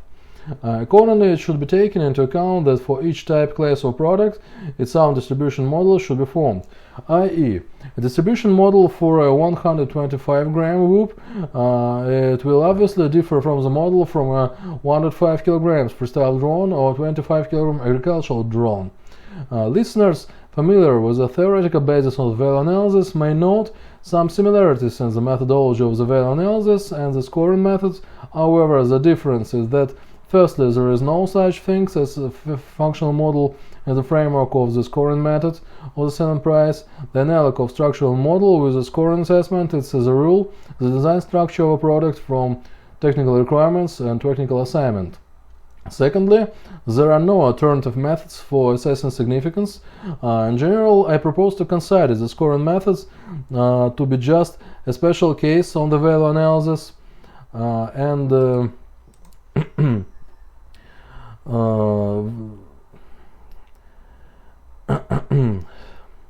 Secondly, there is no alternative methods for assessing significance. In general, I propose to consider the scoring methods to be a just special case of the value analysis, and or rather, one of the methods of assessing significance and estimates based on the rather unreliable indicator, the market price of components of analogs or a product of the previous generation. Nevertheless, the indicated similarity in approach allows us to assert the applicability of the value analysis to improve the accuracy of the scoring methods if it decided to use it within the framework of a project. The obvious disadvantage of this method, as well as the coefficient method, which will be discussed below, is the inability to take into account the degree of novelty of the product. Part 1.6 Coefficient method. The sequence of determining the selling price of the developed product has the following form. The composition of an analog of the previous generation or an analog of competitors is performed, for which the price of the main systems and aggregates is known. The prices of the main units and systems are adjusted in accordance with the coefficient determined by the expert assessment method. And the third, the sales price of the product being developed is estimated by forming its composition from the values of adjusted prices and aggregates and systems, and if necessary, addition adjustments to the result obtained by a coefficient that takes into account assembly work, overhead cost, profit, dealer margin, etc. By analogy with the method of aggregate estimation discussed above. Part 1.7 PCM software and AI method. As part of the use of this method, the price is calculated using special software, product cost management software or PCM software, with the ability to integrate AI elements. The role of AI elements in this case is to fill in gaps in the initial data for calculation the price of a product, such as standard wage values for various regions of the world, depreciation rates, current prices of materials, and etc. In this case, cost engineer forms a set of initial data based on the project business plan as plan of design, technological documentation of the first approximation available of the pre-project stage and early stages of the project, i.e. the development stage of the product documentation according to GOS 2.103. There are examples of such software. I will not name the companies that offer them so as not to make free advertising. However, I have already mentioned them in previous issues of the channel. If you are interested, you can search. With regard to the advantages and disadvantages of this method, and in this case actually of the software, oddly enough, they almost completely repeat almost all advantages and disadvantages inherent in parametric methods in general. I will only mention that according to the results of testing such software at home of the places of my work, its use was considered impractical and financially inefficient, since only a separate specialist was needed to prepare and enter the initial data, and his productivity could not regulate it even within the framework of very liberal approach to rationing characteristic of science institutions. Part 1.8 Method of regression analysis. In terms of regression analysis, I can only mention the following. By default, many authors assume that this method refers to the parametric method for calculating the selling price, and I have neither to desire nor for prerequisites to dispute this. The only thing I can say about the possibility of using this method in practice is firstly that I am not completely sure how to spell its name, regressive or regression, and secondly, in my opinion, there is still a conditional, but still, after all, there is a boundary between science and practice, and given in the way some practitioners look at even such a relatively accessible tool as the value analysis, I would classify the regression method as broad and far away. Accordingly, if we talk about example of why some of parametric methods can be classified as time-consuming and expensive, I again refer to regression methods. Other information of this pricing method, which is certainly interesting from the point of view of potential use, I recommend that students learn from available sources to their own. 1.8 Pricing method based on the value analysis or on value analysis data. The data-based pricing method is an intermediate method between a group of parametric methods and a group of cost and market methods. That is why I will not formulate its advantages and disadvantages, since they lie somewhere in the middle between the advantages and disadvantages of these groups of methods. If we describe the place of this method in simplified and symbolic way, then we are talking about a kind of watershed between scientific approach interspersed with a flight of fantasy and fall into the abyss of voluntarism, and the form of parametric methods and boring accountable tyranny, and the form of groups of costly and market methods. But seriously, omitting the part of the explanation to this point that contains the basic concepts of value analysis, which I believe are already familiar to viewers of our channel, the essence of this pricing method based on value analysis data can be described as follows. Among other things, I would like to draw an important conclusion that makes it possible to clarify the definition of the value analysis in the context of marketing, since for a marketer the value analysis becomes not only a tool for analyzing and clarifying or supplementing existing marketing tools, but also one of the pricing methods with a very specific mechanism for practical application. The main advantage of using the value analysis as an analysis technique and as a pricing method as part of the implementation of a project using the design-to-cost management methodology based on the value analysis is undoubtedly its direct link to such end-to-end basic end-to-end data as structural and functional models. The indirect advantages in this case include the applicability of the value analysis mentioned above in the framework of the formation of the option list, as well as in the framework of the use of other marketing tools in accordance with the table of applicability of marketing direction.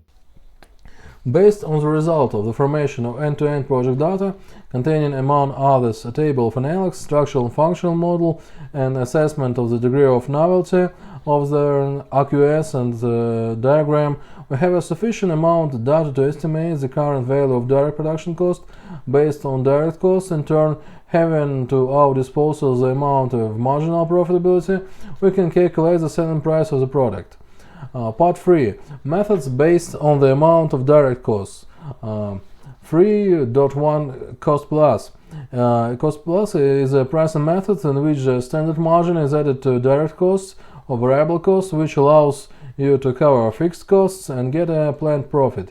A similar method is used to the case of insignificant or their investments in production in the case of the absence of the one-time costs.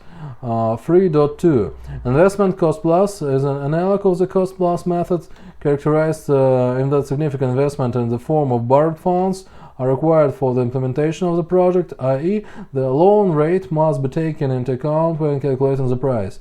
A similar method is used in high-tech industries when developing products with a large batch of products or a small batch with a long life cycle, decades.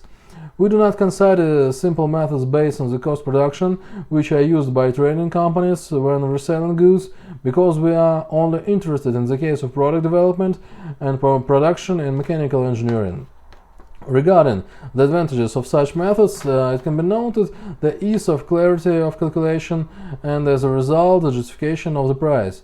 The disadvantages include risks such as possibility of incurring losses if not all one-time costs or fixed costs are taken into account, as well as conditional isolation from real current market conditions, resulting in the need to verify calculated price using market database techniques, which we will consider in the next paragraph.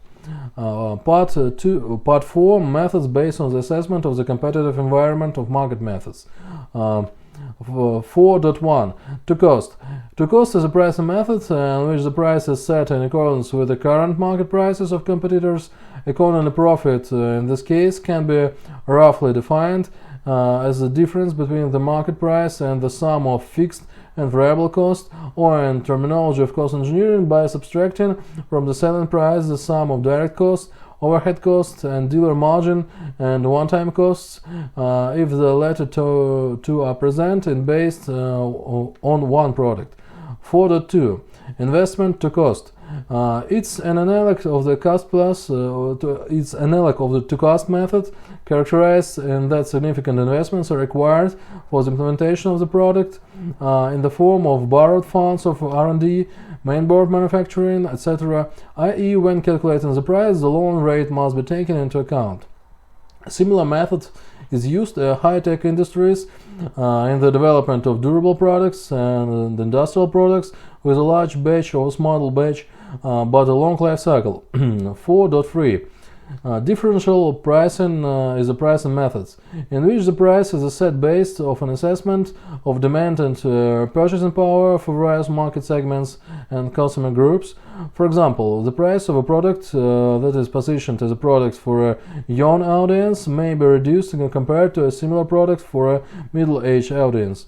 Tools for limiting the flow of goods between segments and consumer groups, for example, for clothing, can be a conditional youth design and or a size range that is not suitable for the average representative of the middle-aged consumer group. For example, for me. 4.4 Brand value pricing. Perceived value of a product is a pricing method in which the price is set in accordance with the presence of a loyal audience and the position of a trademark, which may or may not to be brand at the current time. For most of this pricing concept definition table, comments are no longer required, I believe. Therefore, I propose to return directly to the slide of the apple-to-apple presentation, briefly consider a typical list of criteria evaluated in the process of choosing a pricing method. These criteria are represented in the column Criteria for choosing a pricing method. See paragraphs from 1 to 5. Criterion 1. Excerpt from the project summary. The expected results of the project.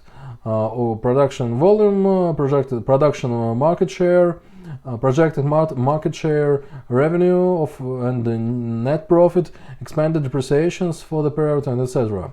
And the second, the total amount of investment in the project, or the amount of one-time costs for R&D production equipment divided by the amount of funds invested to the initiator, its own funds, and the amount of investment loan with indicating the interest rate, the term and schedule of the loan, the repayment period, the risks and guarantees for repayment of the loan. And the third paragraph from the criterion 1, it's project efficiency. Discount rate and NPV, internal rate, rate of return on the project, payback period, profitability index, and etc. Criterion 4, or criterion 2, general description of the developer's company, organizational structure, competencies, project cost accounting system used, etc. Criterion 3 is a product group to which the product under development belongs. Criterion 4, the need to conduct marketing research, industry analysis, market analysis, competitive analysis, and etc., including evaluating the rationality of conducting them independently and purchasing marketing information. Criterion 5, the degree of novelty of the product. At first glance, this list of criteria for selection may seem redundant to some. However, first of all, it should be borne in mind. As in our case with the ASDR 120, you probably won't have half of the initial data from this list. See lines no data. Secondly, such seemingly indirect evaluation criteria as, for example, organizational structure of the company or project cost accounting system can play the cruel joke with your project. In the first case, there simply will not be a cost engineering department in the structure, and it will be created, it's too late. In the second case, no one will care about the final cost of the product, and the project costs will be written off simply after the fact, and the main criterion for estimating costs will not be their magnitude, but their documentary evidence, as is done in most domestic scientific organizations. Relatively recently, I had the honor to talk with several representatives of the aviation science and industry, including project managers in the field of unmanned aircraft, who, not as part of a private conversation but publicly, in response to my question about the methodology of cost management, answered something like, the economics of the projects are not very interesting to me. The final cost of a product is not important, the characteristics are important. It's possible, but in the future, and etc. In general, the only thing I can say to this is that you should have been born and lived this life in order to look at such cretins. In 2016, I quit in my design engineering job mainly because it was not satisfied with this approach to project implementation in general, design engineering in particular, in which the economic parameters of a project are not considered as a manageable parameter. Accordingly, the selected combinations of price and methods section of this table contains the values of the listed criteria known to us at the current stage of the project, namely production volume, total investment, interest rate, general description of the developer's company, product group, the need for marketing research, and the target degree of novelty. Let's look at some of the criteria listed above in more detail. The volume of production, 1 million units per year, for example, cannot be determined without market research, i.e., we conditionally believe that we still have separate market research, whether purchased or performed independently. The total investment amount is calculated based on an expert assessment. R&D cost in our case, it's the development of a drone design, its testing and certification. Pre-product cost. In our case, these are injection molding equipment, individual drone components, carbon fiber, frame milling equipment, soldering, and final assembly equipment. Additionally, I would like to note that students who enroll in the training course Apply and Value Analysis Tools in Marketing will have access to special standard calculation form from the most common marketing tools that can be used for practical expert assessment of the costs of product and its components, R&D, production equipment, change management, procedures, and etc. You can use these forms, the standard calculation forms, for self-analysis as well, sending them to component suppliers, filling them out, and then sending them for your analysis with initial data. In this case, we omit the project performance indicators and the description of the developer's company, things there should be sufficiently described in the business plan. At the very beginning of the issue, we mentioned that our company is a startup, for example, without development experience, so this criterion for choosing the pricing methods is included in the table. The product group to which the product under development belongs is selected according to the pricing concept definition table, i.e. in our case it's a consumer product with a service life of up to 1 year, although in my experience many new drones have a service life about from 5 to 10 seconds. It's everyday history and history of my life. The nature of the target degree of novelty of the project indicator, its relationship to the technical assignment, and the recommended values have already been discussed in practical case number 2, so I will not dwell on them. Having all the listed criteria for choosing the pricing methods, we turn to the pricing concept definition table and select methods or combination of methods that are used together. Compatibility and description of methods are given in the advantages and disadvantages of a group of pricing methods column, the table of pricing methods tab. After completing all the described manipulations, we can fill in 2 sub-blocks. In the column block, select combinations of pricing methods corresponding to the milestones of a pre-project and project documentation. In our case, these sub-blocks will be filled in as follows: parameter plus market, stage pre-project, and market plus cost, stage pre-project, design engineering documentation. Let's move on the final stage of in and out. The table shown on the slide, namely the assessment of the estimated selling price, including investments. The calculation algorithm for the pre-design stage and the design documentation stage is completely identical, except for the first stage. The estimated target sales price is determined using parametric methods, for example, the value analysis methods, and for the design engineering documentation stage, it can be verified by estimating fixed and variable direct costs, or more simply, by forming an expert calculation. The mechanism for estimating the value of the estimated selling price, including investment, I believe is obvious. The competitive market selling price, method to cost, can be determined if we have at our disposal a marketing study containing a competitive analysis. If there is no data, the last 2 rows may not be filled in. Part 2. Calculation of the optimal selling price. A brief description of the methodology. So, the essence of the methodology is that a set of calculation table blocks is formed, consisting of the sales price calculation table, block the cost of direct product cost calculation tables, block the competitive analysis, and perceived value analysis blocks. Initial data. The cost of a single product, the selling price, the retail margin coefficient, calculated taking into account the dealer's margin, store margin, duties, and etc. The retail sales price, competitors, pricing strategies, and the perceived value of consumers. The standard tools used in the formation of the initial data include a business plan, marketing research and competitor strategies, and consumer preferences. Compatibility with design-to-cost tools based on value analysis.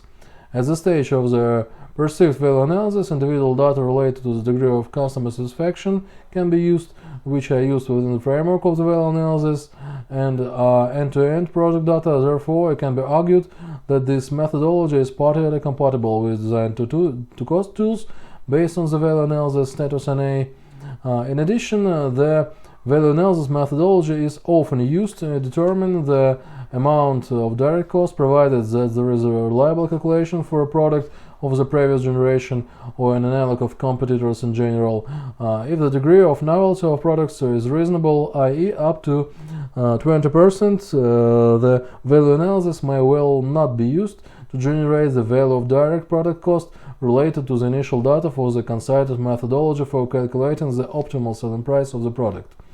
Availability of a standard calculation form. A standard calculation form made in a tabular editor, available as part of training course using value analysis and marketing. So, part 3. Calculation of the break-even point. A brief description of the methodology. To be honest, I don't see much point in performing a brief analysis of the methodology for calculating the break-even point, since there are millions similar analyses in the internet, so just note that within the framework of this marketing methodology, 3 variants of the initial data are considered, which will be in the case below, otherwise everything it's like everyone else. Initial data. A part of the marketing approach to determining the break-even point, the following initial data options are considered. First, availability of direct costs, production cost and sale price. Second, availability of direct cost or production cost and production volume. And the third, the last, availability of margin profitability and selling price. The standard tools used in the formation of initial data include a business plan and marketing research. Compatibility with design-to-cost tools based on value analysis.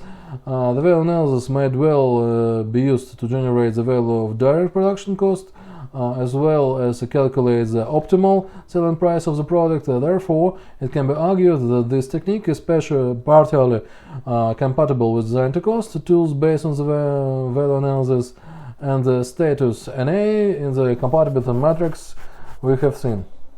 Availability of a standard calculation form. A standard calculation form made in tabular editor available as part of the training course using value analysis and marketing.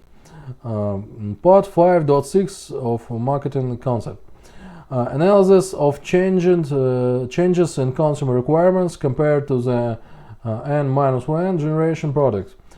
As a first approximation to changes in requirements over past 10 years, you can include changes in video transmission quality requirements, an increase in resolution from 640 by 480 to 1920 by 1018, an increase we're talking about Full HD, an increase in frequency from 30 to 60 frames per second with a corresponding increase in channel bandwidth, i.e. bitrate from 1 to 4 megabit per second to 40 megabit per second. Change in the size requirements of the camera, video processing unit and video transmission antenna. Change in the requirements for the dimensions and characteristics of electric motor and the flight controller. Change in the requirements for the dimensions and characteristics of batteries. Change in the requirements for the dimensions and characteristics of the radio control panel and VR goggles. Helmet trend is reduce weight and increase the power of the transmitter. Regarding the possibility for a marketer to use the value analysis and value design toolkit and the end-to-end project data as part of the analysis of changes in consumer requirements compared to the N-1 generation product, it's obvious that in this case the functional model generation approach can be used, namely the first functional model generation for the product being developed and the N-1 generation product. The next, assessment of the degree of technical novelty of the product being developed and the product of the N-1 generation. The next, formation of RQS diagrams of the product under development and the N-1 generation products and modified reports. So, in the context of marketing, the assessment of the degree of novelty for the SDR 120 relative to the N-1 generation can be performed in 3 ways with different levels of accuracy. Minimum accuracy based on the classical option list, accuracy depending on the degree of abstraction of consideration based on the structural option list, structural novelty, and the second based on a functional option list, it's a functional novelty. In this case, we will not create a comparable table in a tabular editor for 3 of these methods with pros and cons, since in addition to what I have already noted in terms of their accuracy, there is basically nothing to add. In terms of complexity and initial data, I think everything is obvious. In this case, the initial data is a classic optional list. In the second and third, a structural and functional option list. In order to waste time, I'll just say the advantages and disadvantages of these 3 methods for determining the degree of novelty in marketing are derived from the advantages and disadvantages of the classic option list, the structural and functional option list. We will also not calculate the degree of novelty for the SDR 120 due to the fact that, in my opinion, the most illustrative example of determining the degree of novelty has already been made in the framework of the video review of the Signboard 25 drone, which any of the listeners can freely familiarize themselves with, and if they complete the training program, application of tools value analysis in marketing, then he will have access to a calculation file with which he will be able to perform similar analysis for the object of interest to him. In addition, since the degree of novelty refers to end-to-end project data, if the project is implemented in accordance with the design-to-cost management methodology based on the value analysis, the marketer will in any case have to work with the degree of indicator and align with its internal current documentation on the milestone, including the option list, because the value of the degree of novelty refers to end-to-end project data that's mandatory for all project participants. Part 5.7 of the marketing concept: analysis of the relative brand value. The content of the slide analysis of the relative brand value has already been discussed above as a part of the review of applied marketing tools, and in this case it should be noted only that this slide, among other things, is one of the elements of the marketing plan. To review the final stages of the marketing plan, let's return to the first slide, to our apple-to-apple presentation, where the names of all stages are presented. So, we will not perform a more detailed review of stages 8 to 12 for the following reason. Firstly, to fill in some of them, in particular stage 8, description of the current fleet operated by the target audience, marketing data is needed, which I do not have. Secondly, it was easy to either collect enough information to fill out the slides, or it was impossible to put it together. Thirdly, sometimes it happens that the coverage of the certain section of the training course has been too long, the author himself is tired of the section, and he constantly begins to get the feeling that everything that has already said above is possible in slightly different form, but still said. Thus, the final slide dedicated to the point of the marketing plan from the 8 to the 12 will be commented as cohesively and meaningfully as possible.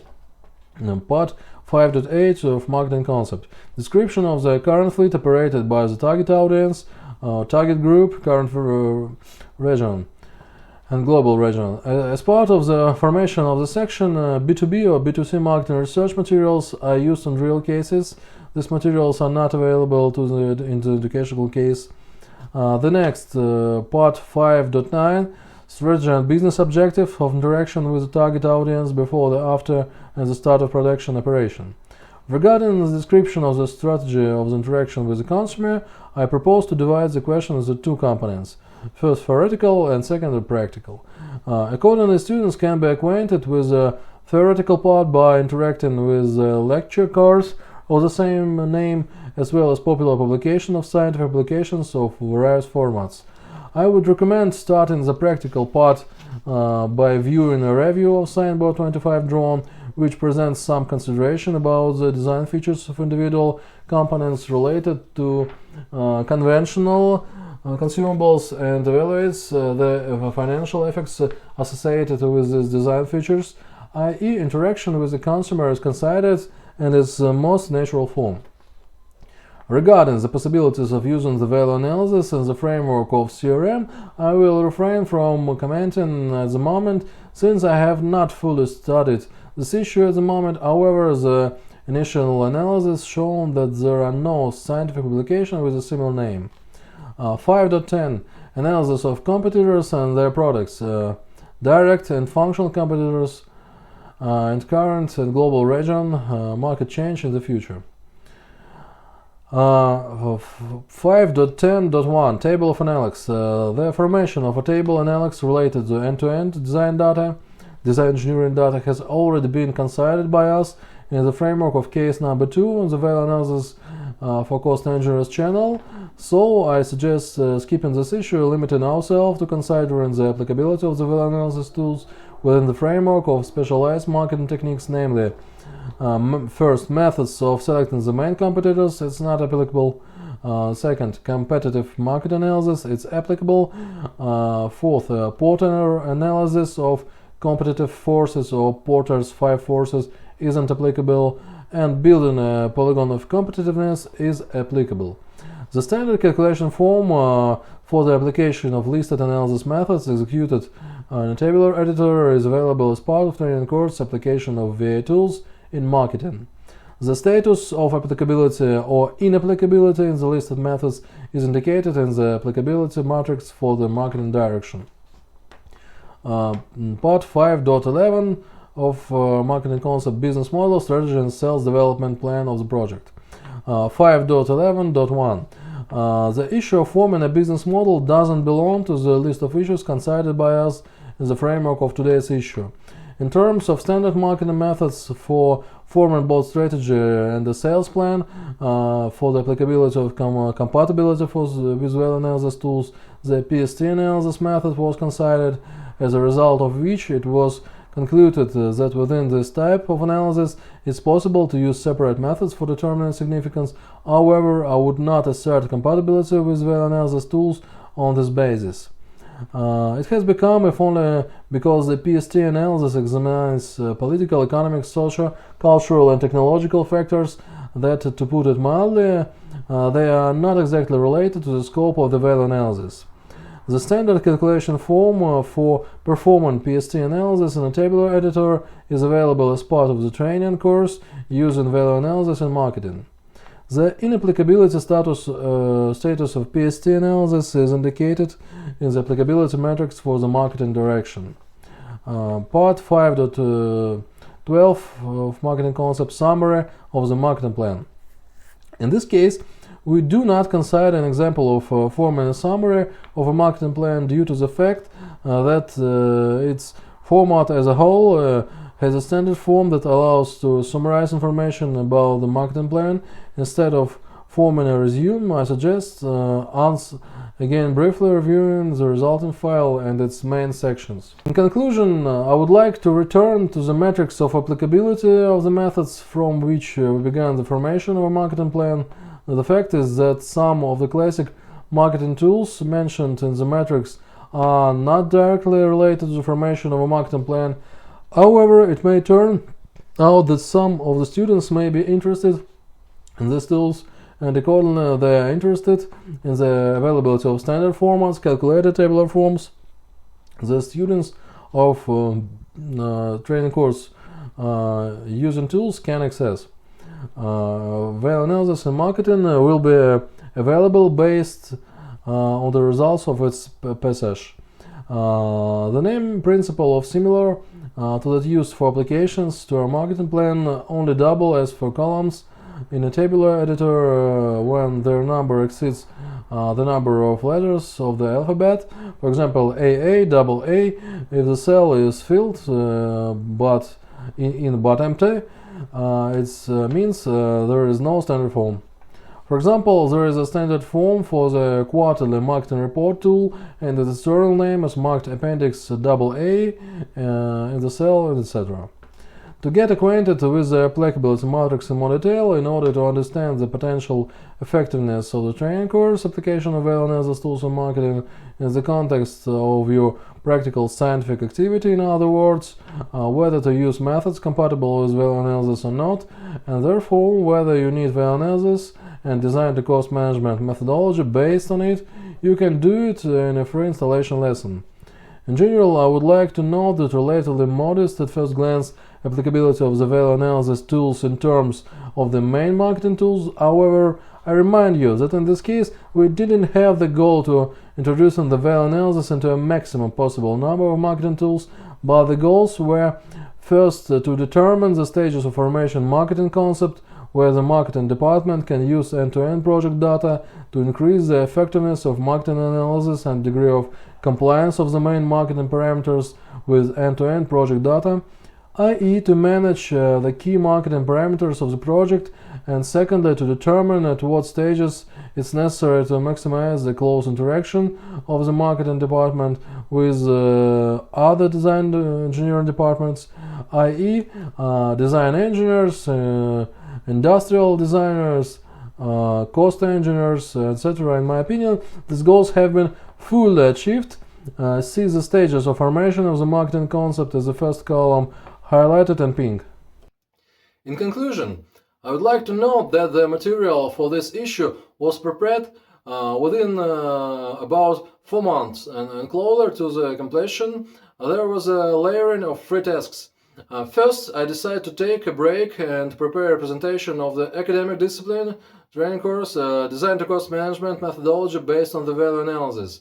In order for its consideration at the university to proceed in parallel, secondly, it was still necessary to complete the issue of the use of value analysis tools in marketing, and thirdly, I had the idea to record a review, blogger review of the results of the operation of the Signboard 25 drone.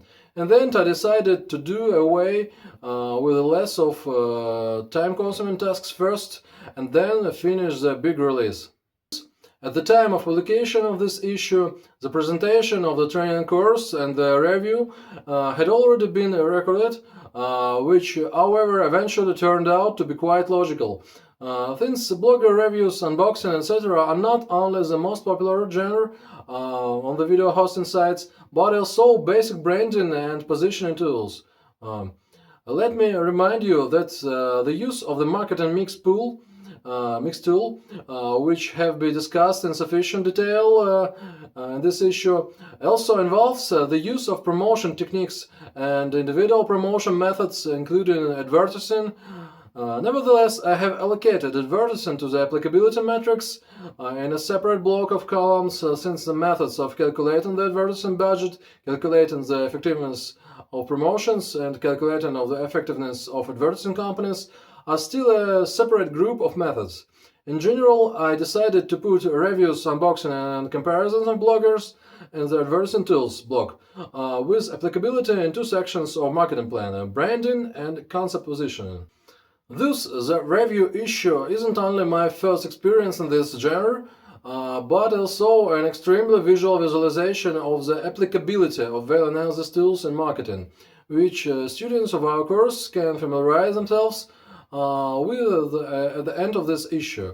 In addition, the popularity of this genre, in my opinion, can be used to increase the level of student engagement within the framework of the educational program Design to Cost Management methodology based on the value analysis, since it will be obviously too interesting for marketing students to perform a laboratory of coursework on the discipline advertising or branding in the format of review and packing comparison, especially using value analysis tools, an example of which I demonstrated in the Signboard 25 drone review. So, apply the value analysis in marketing, use the Design to Cost Management methodology, subscribe to the channel, all bye.